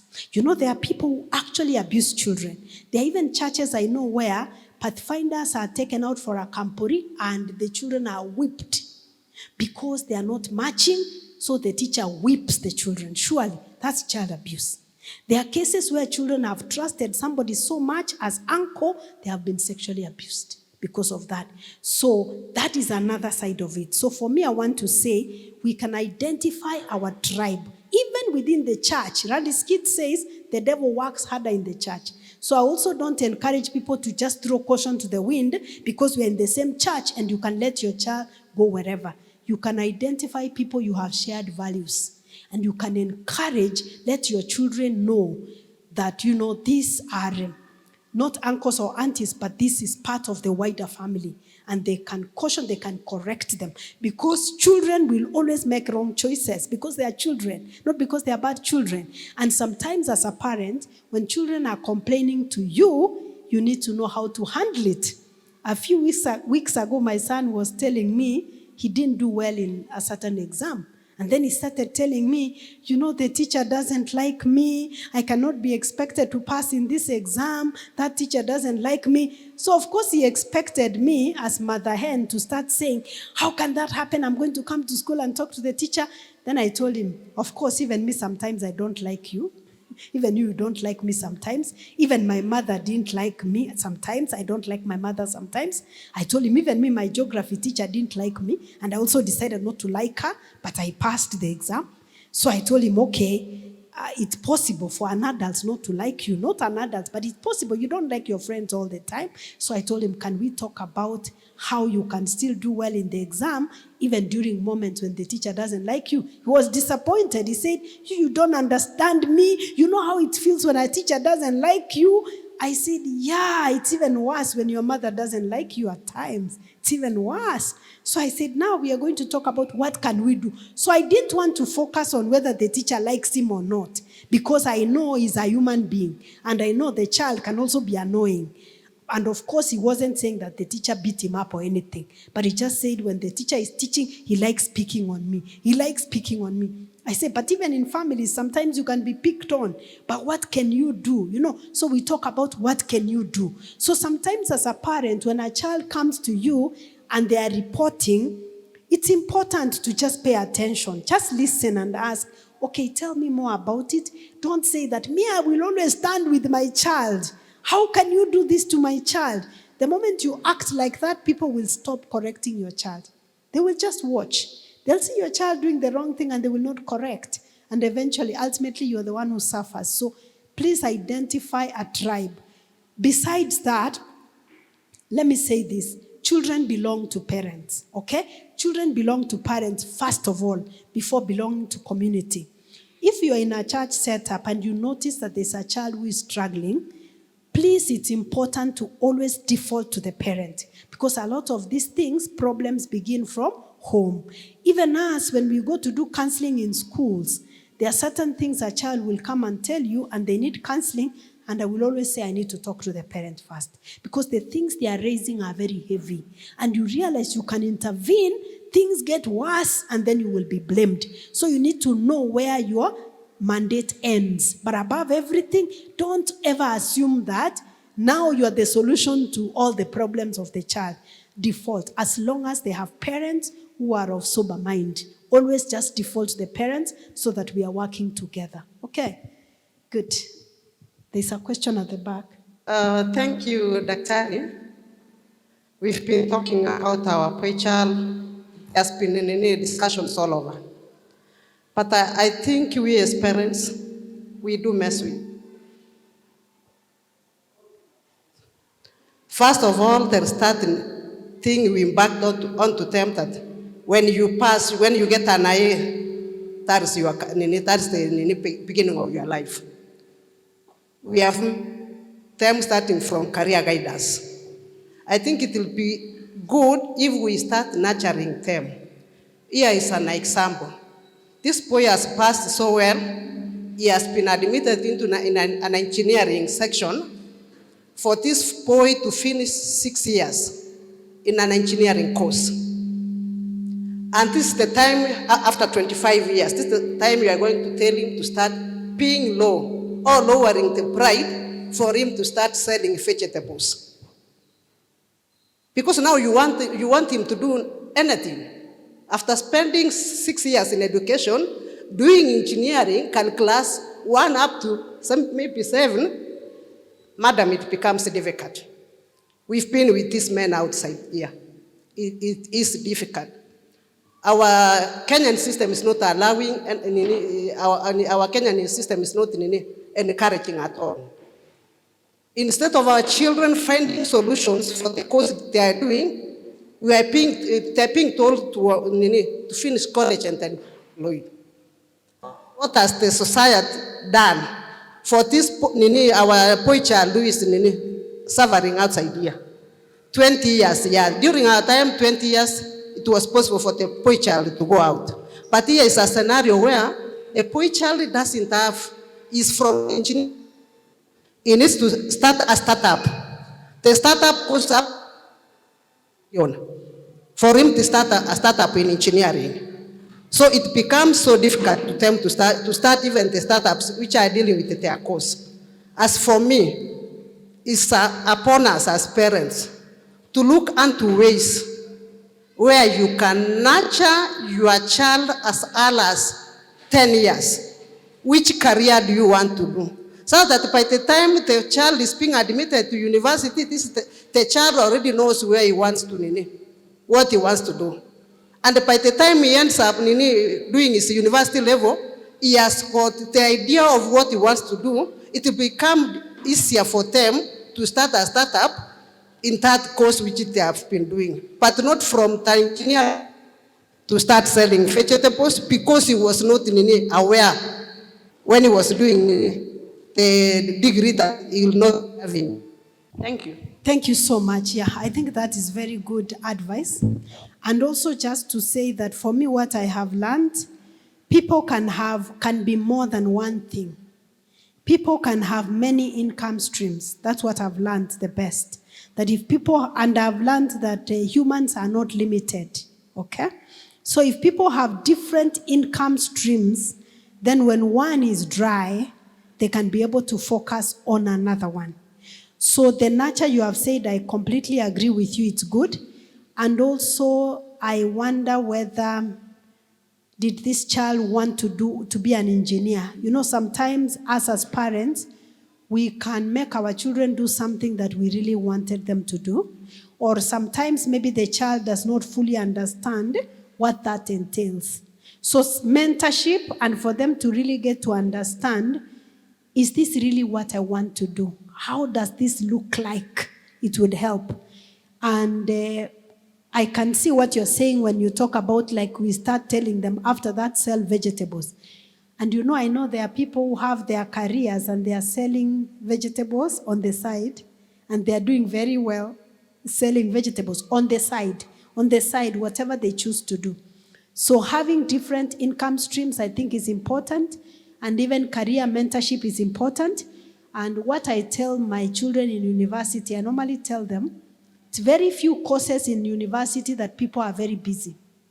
It's very few courses. Maybe engineering, maybe medicine, maybe pharmacy, maybe architecture, that people are very busy. A lot of courses in the university, there is free time. And many of our young people, they spend the free time having sex. They would be buying condoms, they will be using all condoms. They will be busy buying morning after pills because they are very busy having sex and watching pornography for many hours, and yet they have a lot of free time in between. And there are some young people using that free time, and they are making millions when they're in university because they are not depending on their parents, so they are using that free time. What I have always told young people, if you cut off too much use of social media, you cut off this business of running after boys and running after girls, because there are no wives in university. There are no husbands in university, I can tell you. Hakuna, these are children who are grappling to settle down. So if you can just focus on doing something, you will actually get opportunities when you're still young, because you can afford to make mistakes. You see, when you're young like this, you can afford to try this and fail. You can afford to try this and fail. It disturbs me when I see young people completing university and they have never earned any money. And imagine they are harassing the parents for upkeep. 5th year, 6th year, 20-something. It robs you of your dignity. You are stressing your parents. That is when you want upkeep. You know, my daughter was in university, and she told me that she noticed that when first years were coming, they would come in the university, and she's my foster daughter. Because I said I have 3 biological sons, so that someone doesn't say, oh, you didn't tell us you have a daughter. I have a daughter that I've raised. She's completed university, and she didn't come home because she's taking care of herself. So she told me when she arrived in university, she realized that when first years were coming, they would come with their clothes from home. Then they realize the fashion in the university is different. Then they are all going to the market to buy what is worn in the university. So she went on Instagram and got somebody who imports these Mutumba clothes of sweatshirts and what. She made an order. She bought them and she sold to first years and made money. Then she would wear Crocs and she discovers they're asking her, where did you buy your Crocs? And she went to Kamukunji and bought many pairs of Crocs. And she sold for double the price. And they would buy because they just found Crocs and they bought. How did she identify that? Alika rada. Have your ears on the ground. So she would say, I know freshers are coming. And they'll come with their suits from home. They discover that they need t-shirts. So she would order 100 t-shirts. Within a few days, they are gone. Then order more. So you have to be versatile. Then at some point, she told me that my friends and I, we are getting avocados from Kisii and we are selling. Because currently, everybody is doing intermittent fasting and they are breaking the fast with avocado and a kombucha and I don't know what. And she said, we just got somebody from Kisii. They would buy avocados from Keumbu, from Kisii town, put us a parcel, put in Transline. The following morning, we go there, pick avocados. Then people make orders. We deliver. And I made orders. They delivered for me avocados. So they have bought for 10 bob. They have sold for 20 bob. They would even go to kiosks in Githurai. The people selling in the market, they say, we have avocados. Someone says, bring for me 20, bring for me 30. Just like that, within a few hours, avocados are gone. They have pocketed 3,000. When somebody is still asleep, waiting at my mom has not woken up to send me upkeep. They have already made 3,000. So you see something like that, what I'm saying is, it really would worry me if a child can complete university, even when they are doing engineering. My son is doing architecture, very intense course. But like right now, they are home for 3 months. They were home from June, July, August. They are home for 3 months. And I said, you're home for 3 months. After doing a course, you are not sleeping. So definitely you've been used to working hard. I would get very worried if after 3 months you don't have a shilling. You're waiting to ask me for money for upkeep. I would get very worried.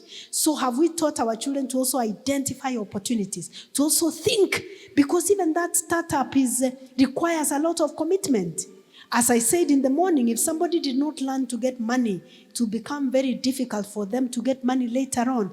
My father-in-law told me when our son went to do architecture, he said, during the holidays, let him go to these TVETs and let him do some building technology, something for 3 months. Let him do that artisan so that he can combine it with this architecture and he'll be able to do a lot of things. Of course, he's still considering. But I told him that's a good idea. You can't spend 6 years in university doing architecture. Then when you finish, you're starting to look for a job and somebody is giving you a job for 25,000. And you wonder, you translated and you're earning 25,000. But if you had been equipping yourself with skills, so let our children also be diligent. Let them redeem the time. And let us know, as people say, sometimes we are on our own. I know that we can say the church, the society, the government, but for me, I find like I feel helpless. When I start talking about the church and the government, it makes me feel helpless because there's nothing I can do. So I like saying, just like the story of Noah and Lot, these are the times we are living in. What can I do internally to make it a bit better? Because let me tell you, believe it or not, there are people right now who are languishing, they are struggling in this economy. But there are people who are also making money in this economy and they are not stealing. They are not stealing. There are young people who are making millions and they are buying property in this country and they are not stealing. And there are people who are struggling in this economy still. So even during COVID, you remember during COVID? During COVID, when everybody was stressed, we were told, we need to use, what was that? Sanitizer. You remember? COVID just came and they said, we all need to use sanitizer. How can we get sanitizer? I was in a WhatsApp group and by virtue of my profession, I'm a pharmacist. That's what I studied first, but I've studied many things. So I'm in a group and people were saying, sanitizer. Then somebody who was working in a pharmaceutical company said, we have some bottles of sanitizer and everybody was ordering. I just saw that it was over a weekend. Monday morning, 6 a.m., I was in Ruaraka. We used to live in Rongai back then. I woke up at 4 a.m. from Rongai. 6 a.m., I was in the industry in Ruaraka. Nikapanga laini for sanitizers. So I said, what's the maximum sanitizers you can give me? There was a long line. I was given sanitizers. I went on the church WhatsApp group. I posted, I said, I have sanitizers for this amount. People put orders. I said, I can deliver them at church. I can deliver. Let me tell you, by the time I drove from Ruaraka to my home, I had made 35,000 Kenya shillings profit during COVID that morning. When people were panicking looking for sanitizer, I said, Karada, akili mtu wangu. I said, people cannot find sanitizer, but I can go to this industry. I have the gift of waking up early. I got it. I just drove from Ruaraka home. 0 sanitizer, 35,000 Kenya shillings, more orders. Then I was in another group. I had somebody saying, masks from China. I'm in China. I can help you get masks. I said, send me masks. The masks arrived. I sold. So when people are home saying, oh, we are closing businesses, there are no jobs. Me, to be honest, I sold masks. I sold sanitizers. Okay? So sometimes, when you have a mind of thinking, when we focus so much outward, we lose a lot of opportunities because you are focusing on hii kasongo, hii Ruto economy, hii whatever. But me, every day I take a walk in my neighborhood, I see apartments coming up. Every day. You go to the bank, you see people depositing millions. You will say they have stolen, but not everybody has stolen. When we say they have stolen, we just want to make excuse. Not everybody has stolen. People are eating every day. How much do you eat in your house? We are eating every day, 20 avocados daily. Everybody is doing intermittent fasting. These avocados, where are they coming from? There are people doing farming avocados in Moranga, and they are selling, you see. So think about it in that way. While we are waiting for the government, which I don't think anything will ever happen, but I think we need to think about the differences in the families who are more internal than external, because external problems, they will always be there. Thank you so much. Don't know whether there's one more before we call it a day. Okay. Elder, you want to ask? Okay, go ahead. Young people, I want to hear your voice before we end. You cannot just be seated here. You can't be seated here and saying nothing. Okay. Let me ask this question, and I hope somebody is not going to throw stones at me. Young ladies say there are no men to marry them. Young men say there are no ladies to marry. But because we are talking about young men, maybe this will help somebody. There are many young men who are stable and are able to start life in a proper way, but for some reason, they don't know how to begin. And for that reason, they are continuing to stay with their parents. And because of the African mother, I can't send away my son, so they are comfortable. How can you help such young men? And maybe advice on when is it best for them to start? You're saying start what? What are they starting? Start families. That's good. That's a pregnant question, but I think it's a good one for us to begin. So there are a few things I've been able to identify from what you're saying. Number one is that the parents, the mothers especially, and those sons, they never learned to disconnect. We said that a man has to kill his mother for him to survive. A man has to kill his mother. I don't mean like kill physically. So what I'm saying, a man has to emotionally disconnect from the mother for him to be a man. Those who remain, they are called tied to the mother's apron strings. They struggle, okay? So what I see there, number one, it could be that they never learn to emotionally disconnect. So he's looking up to his mother. And it's also possible that the mother is so emotionally entangled with the son that they are not sending them away. Actually, anytime you see a grown son staying with the mother and they are okay, there's a fundamental problem. There's an issue there. It begins emotionally. That what makes it so okay that I can still be coming home, eating my mother's food, and the mother feeling I can still be taking care of my son. There's a problem there that needs to be addressed. And you have said it well.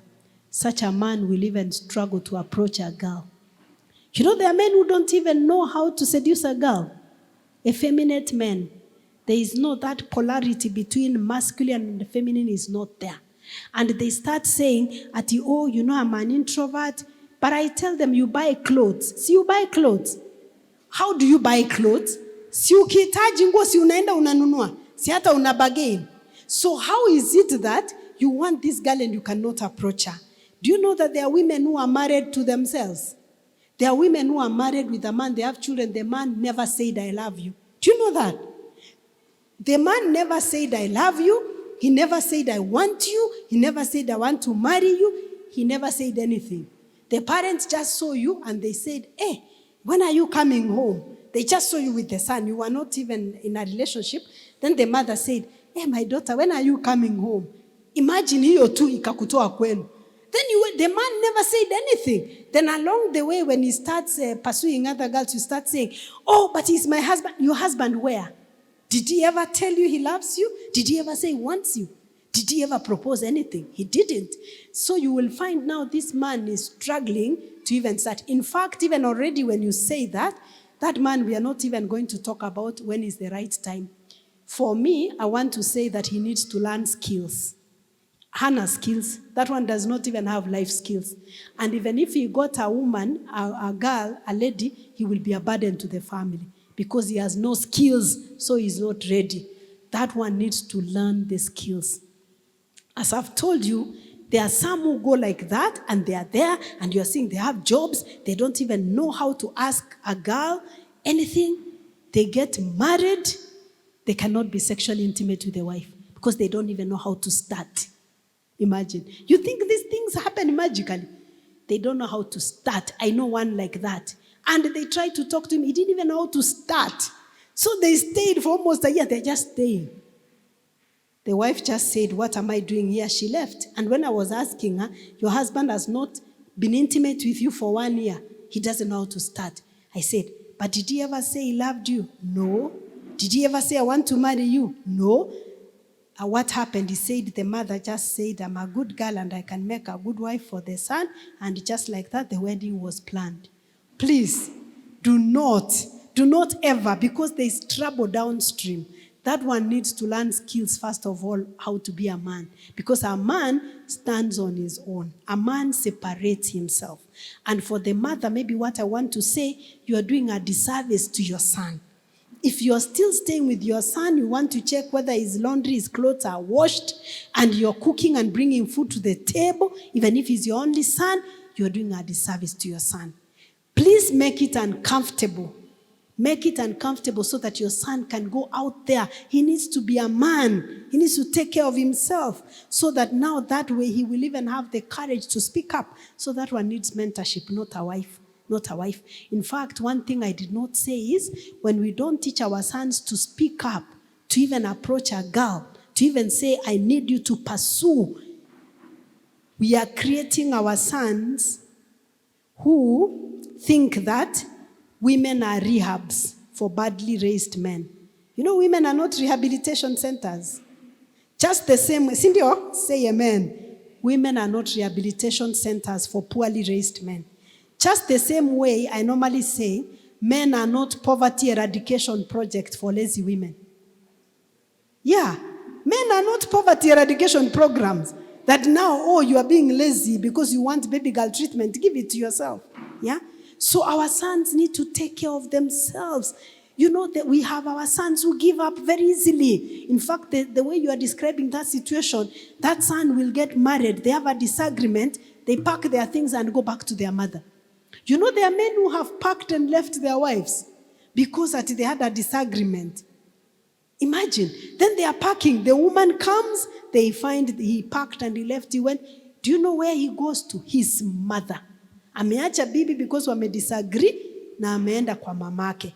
Hapo sasa tukisema hiyo ni umama tutakuwa tukiongea mbaya yake. Sio ni umama sana. Na hiyo si ni umama kabisa. You don't do such a thing. I think I can say that as a woman and people will not get offended. But if a man said umama, we'll get offended. We say unasema umama ni no, hiyo ni umama. Wacha umasa.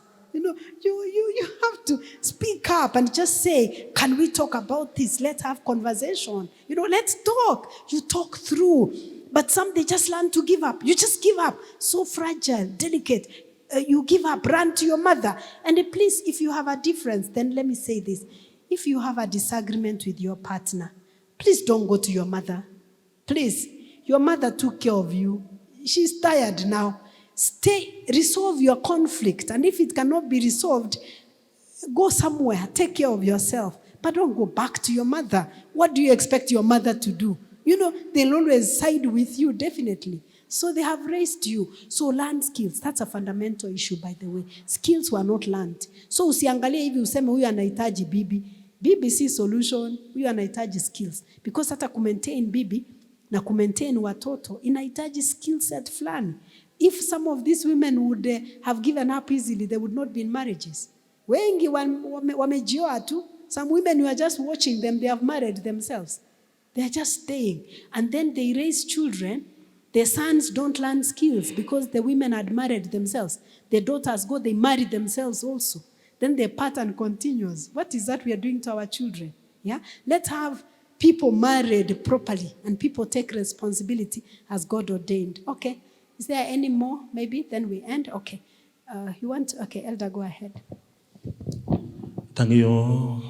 Sister, what do you do to teenagers who have finished school?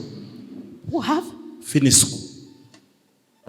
They are still at your home. Maybe they are running something, but they depend on your food. They don't eat soap. So do you sit and make a budget so that everybody contribute? Because these people are at your home, they are self-consuming and they are not contributing. and as a parent, you have raised people from childhood and they are now grown up. And they are still eating you. What do you do to them? You make them budget for the food they eat. And they can really consume like locusts. I'm telling you, they can really consume and they want to pick the best. So what I can say is, by the way, and it's not bad when the parents are making teenagers contribute, they are teaching them skills. In some countries, you leave home by the age of 18. If you are staying home, you have to contribute. So what I can encourage is that as a family, you need to agree up to what point. You agree in advance. Up to what point are you going to support the child? You agree in advance. For us in our family, we agreed, and I wrote it down, by the way. I document everything. So in my family, we agreed that as parents, we are supporting the children up to the first degree. First degree or first diploma, whatever, but degree, we said we will support you up to the first degree.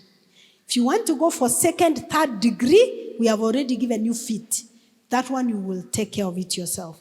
Even if you start earning when you are still doing your first degree, we will support 100%, even if you start earning.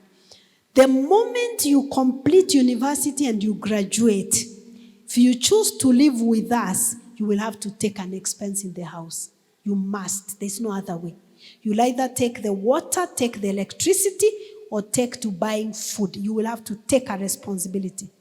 So, our foster daughter chose after finishing, went and rented with a friend. She told me they're living with a friend in a bed sitter and taking care of themselves as they hustle. Then our son said he's now in second year, going to third year. He said when he finishes, can he stay for a year or two? I said, so what expense are you going to take? He said, I'll take the water, I take the Wi-Fi and the electricity.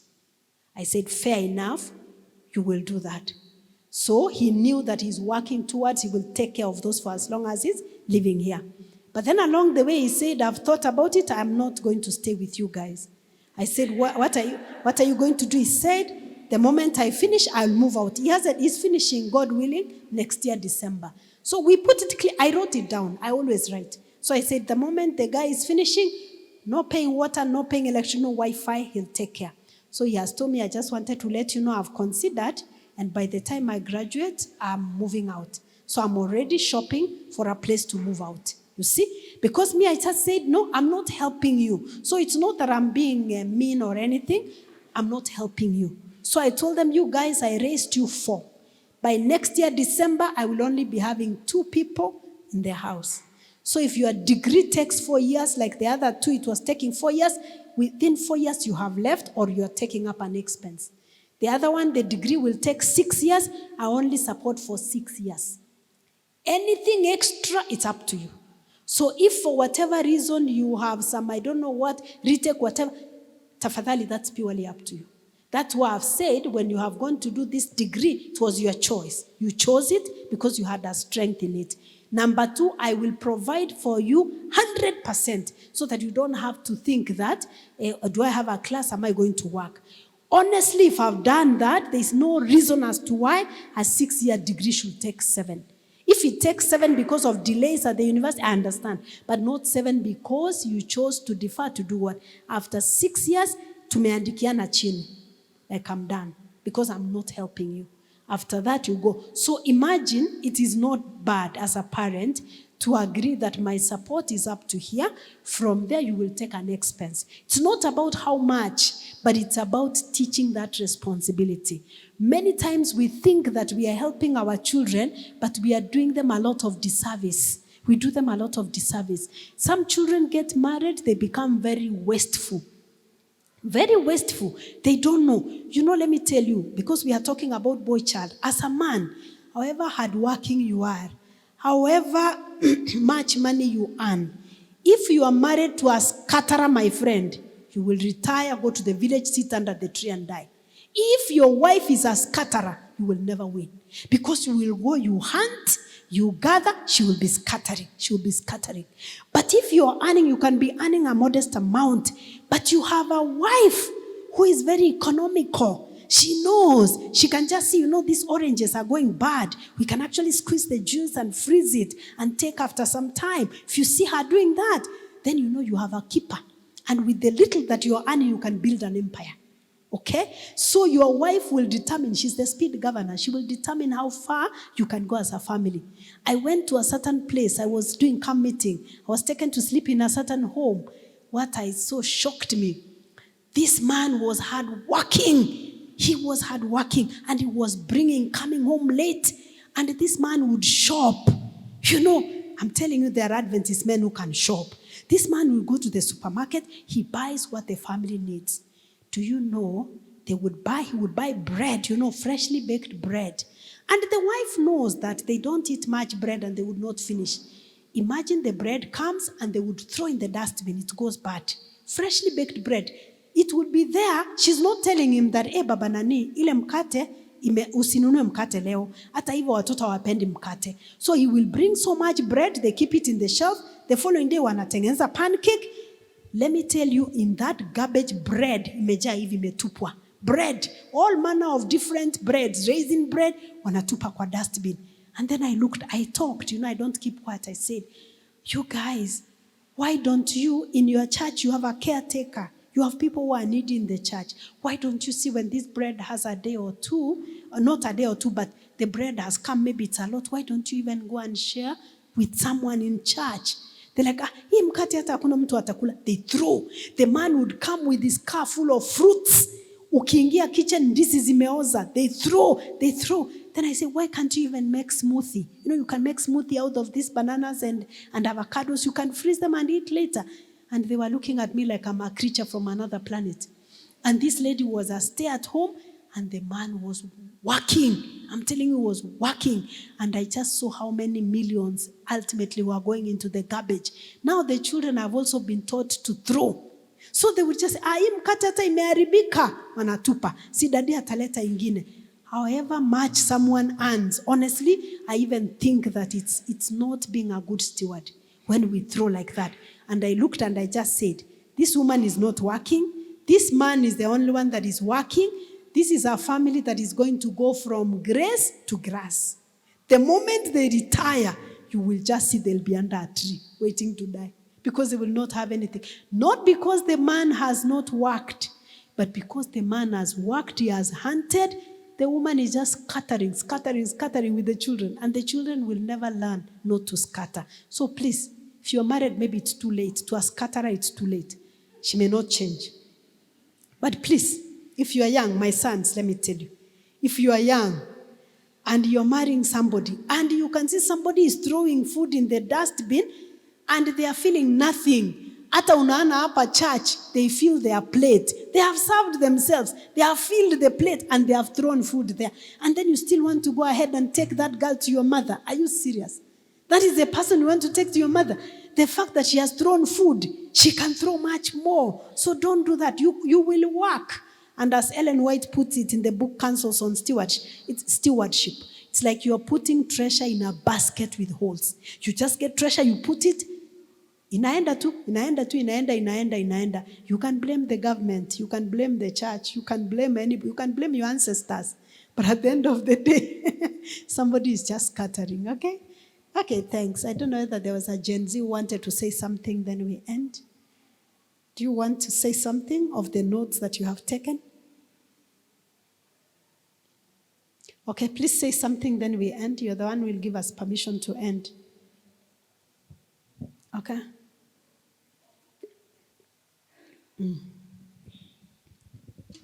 What are your thoughts? What you have said or anything you want to ask? Then we end here. Yeah, so I think it has been a very productive session. I have gathered a lot of insights. Most importantly, as both young people, both ladies and men, to be self-dependent and to, strive to have a footing. There's something that I had in mind that has imenitoroka, but yeah. It was a productive session. Okay, good. Okay, thank you so much. Then I just want to say, please, if you are busy looking for a girlfriend, boyfriend, whatever, partner, and you're not financially stable, and you're depending on your parents to buy for you sanitary products, please stop that from today. Stop that from today. I'm just saying, not to you alone, but I'm just saying, please take care of yourself. You don't have to be that you manipulate and complain that your parents buy you soap and then you are busy. Nataka kurusha mistari. Hiyo mistari enda urushe kwa job market ama kwa marketplace, so that at least you can take care of yourself. When you take care of yourself, you have a say. You have power. You don't give your power completely to other people. So it's my prayer. You want to say? Okay, just say then. Yes, I think when you were having the discussion on young people being self-dependent and all these things, it was not the discussion of the day, but I know there are many young people who, in as much as need to be on their feet, there is the burden of black tax, that young people are getting the burden of supporting their parents to such a great extent.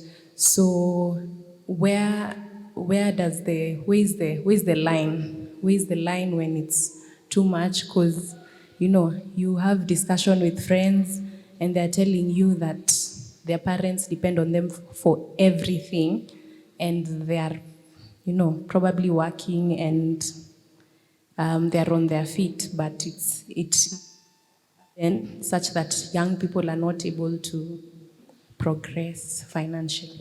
Thank you so much. So let me say this. I've been burdened very heavily by black tax myself.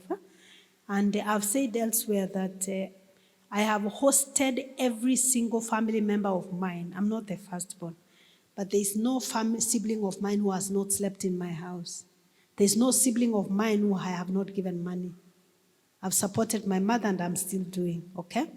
Desperate times call for desperate measures. It's important for you to support your family, your parents especially, as much as you can. But as you support the people, think about empowering them. Whatever you're doing, you're asking, am I empowering or am I disempowering? You disempower people when you give them food, shelter, clothing. That is a responsibility of any able-bodied adult. They should be able to take care of their food, their shelter, their clothing. So if you're doing that, you're not empowering people, you're disempowering them. There are some parents who are relatively young, they are energetic, but they decide to sit down because their child has a job. They are in the village, they cannot even keep chicken. You know, chicken does not need a lot, but they cannot even keep chicken. They are relying on their children. It is not the responsibility of a child to take care of parents. A good man leaves an inheritance for his children's children.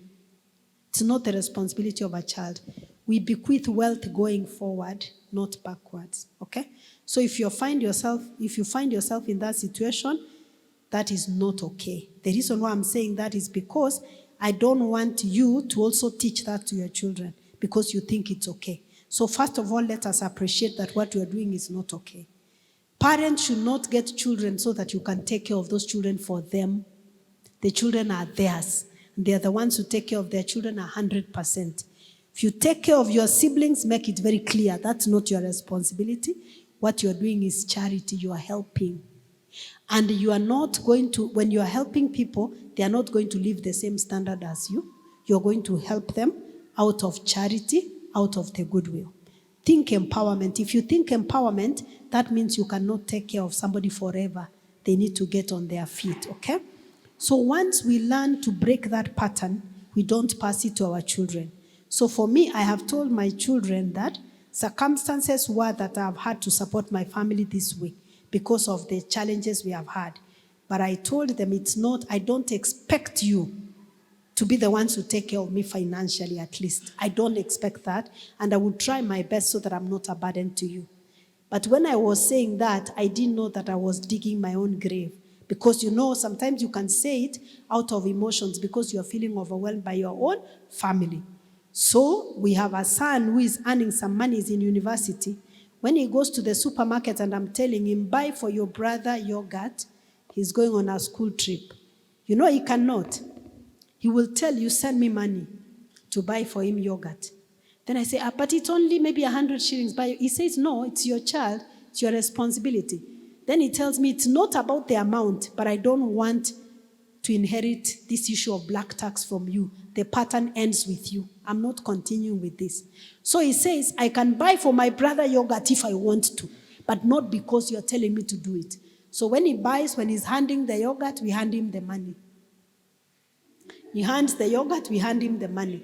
Because he said, I'm very clear. I don't admire how your life has been, and I will not continue, and I will not continue this with my children because you are able to buy yogurt for your son. So why are you telling me to buy yogurt for your son? So sometimes I tell him, please, can you tutor your brother? Can you do this? Can you go and stay with your brother? He says, no, it's your parental responsibility. When you tell me to do this, you spend less time with your son. Spend time with your son, akuzoe. So what we do, if we tell them to do tuition, we pay them. So we tell them, you're going to tuition your brother, and it's at this rate per week. So we pay them to do it because it's not his responsibility. It's our responsibility to take care of the child because you don't want to pass, because that's how generational patterns are passed. Yes, you can be kind to your siblings, but there's a difference. There's a difference between doing something for your sibling because you want to, and there's a difference you do because you have to. Do you understand? You can do it when you want to, but not because you have to. For example, if you are visiting your parents, you pass by the market, you buy for them fruits. You know that it's not that if you don't buy fruits, they have no fruits. But you're buying as a blessing to your parents. You go with some apples, some grapes, some oranges, some mangoes. You say, Mom, Dad, here are fruits. It is different if they were waiting. At the end of every month, usipowanunulia matunda hawana. That's very different. So as parents, maybe I will say something to parents, then to young ones, then we finish. As parents, please let us be a blessing to our children. Let us not put unrealistic, heavy expectations on our children. If you are getting children, don't get children for your other children. Ati because unaona huyu amekuwa mkubwa kidogo, wacha nizae watoto wengine, huyu atanisaidia kuwalea. Hapana. Kama umezaa watoto ujue, if you are getting children at 45, by the time you're 60, they'll be 15. Who is taking care of them? So get children that you can take care of, not expecting your other child. Because what happens when children take care of others, the ones who are taking care of the other children become bitter, resentful, and overwhelmed. They are not even able to take care of their own children because they are overwhelmed. The ones who are being taken care of become rebellious. Because they'll be looking at you and say, where hata si mama yangu? So what authority do you have over me? They become rebellious and they start disrespecting the older ones because they'll be saying, wezi kuniekea vikwazo hivyo, sio wewe ulinizaa. And this other one is feeling, but I'm taking care of you, so I need to hold you accountable. So don't do that as parents. Even if you see your child gets a job and they're earning more money than you, don't start telling them to upgrade you from Syokimau to Runda.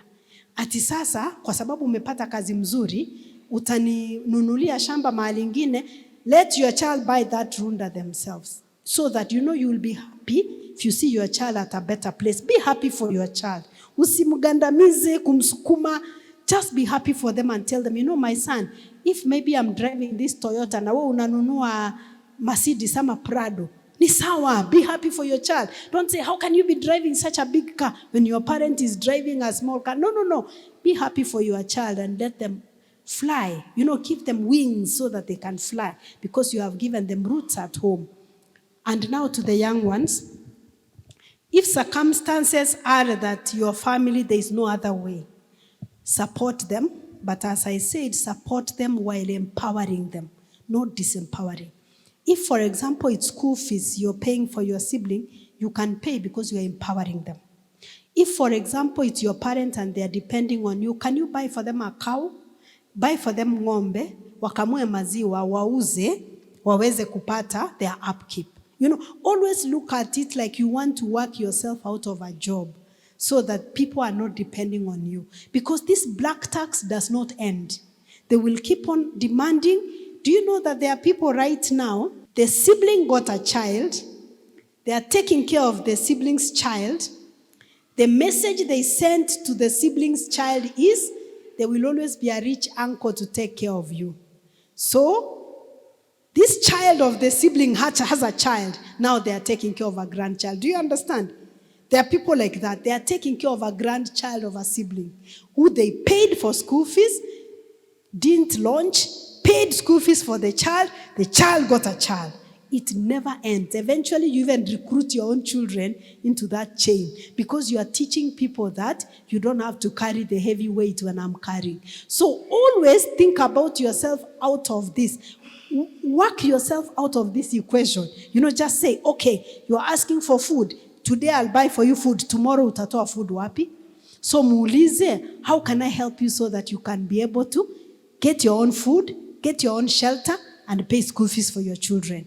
Don't think that because your sibling's child, maybe you want them to go to a private school, ndio mulipie. What can their parent afford? Give them what their parent can afford.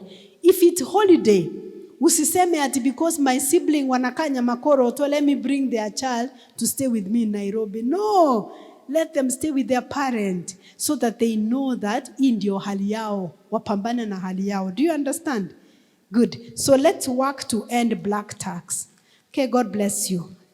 It's my prayer that our sons are going to be like well-watered plants, okay? Maybe at a future date we'll talk to the girl child, but I think today that's enough for the boy child. Okay, let's pray.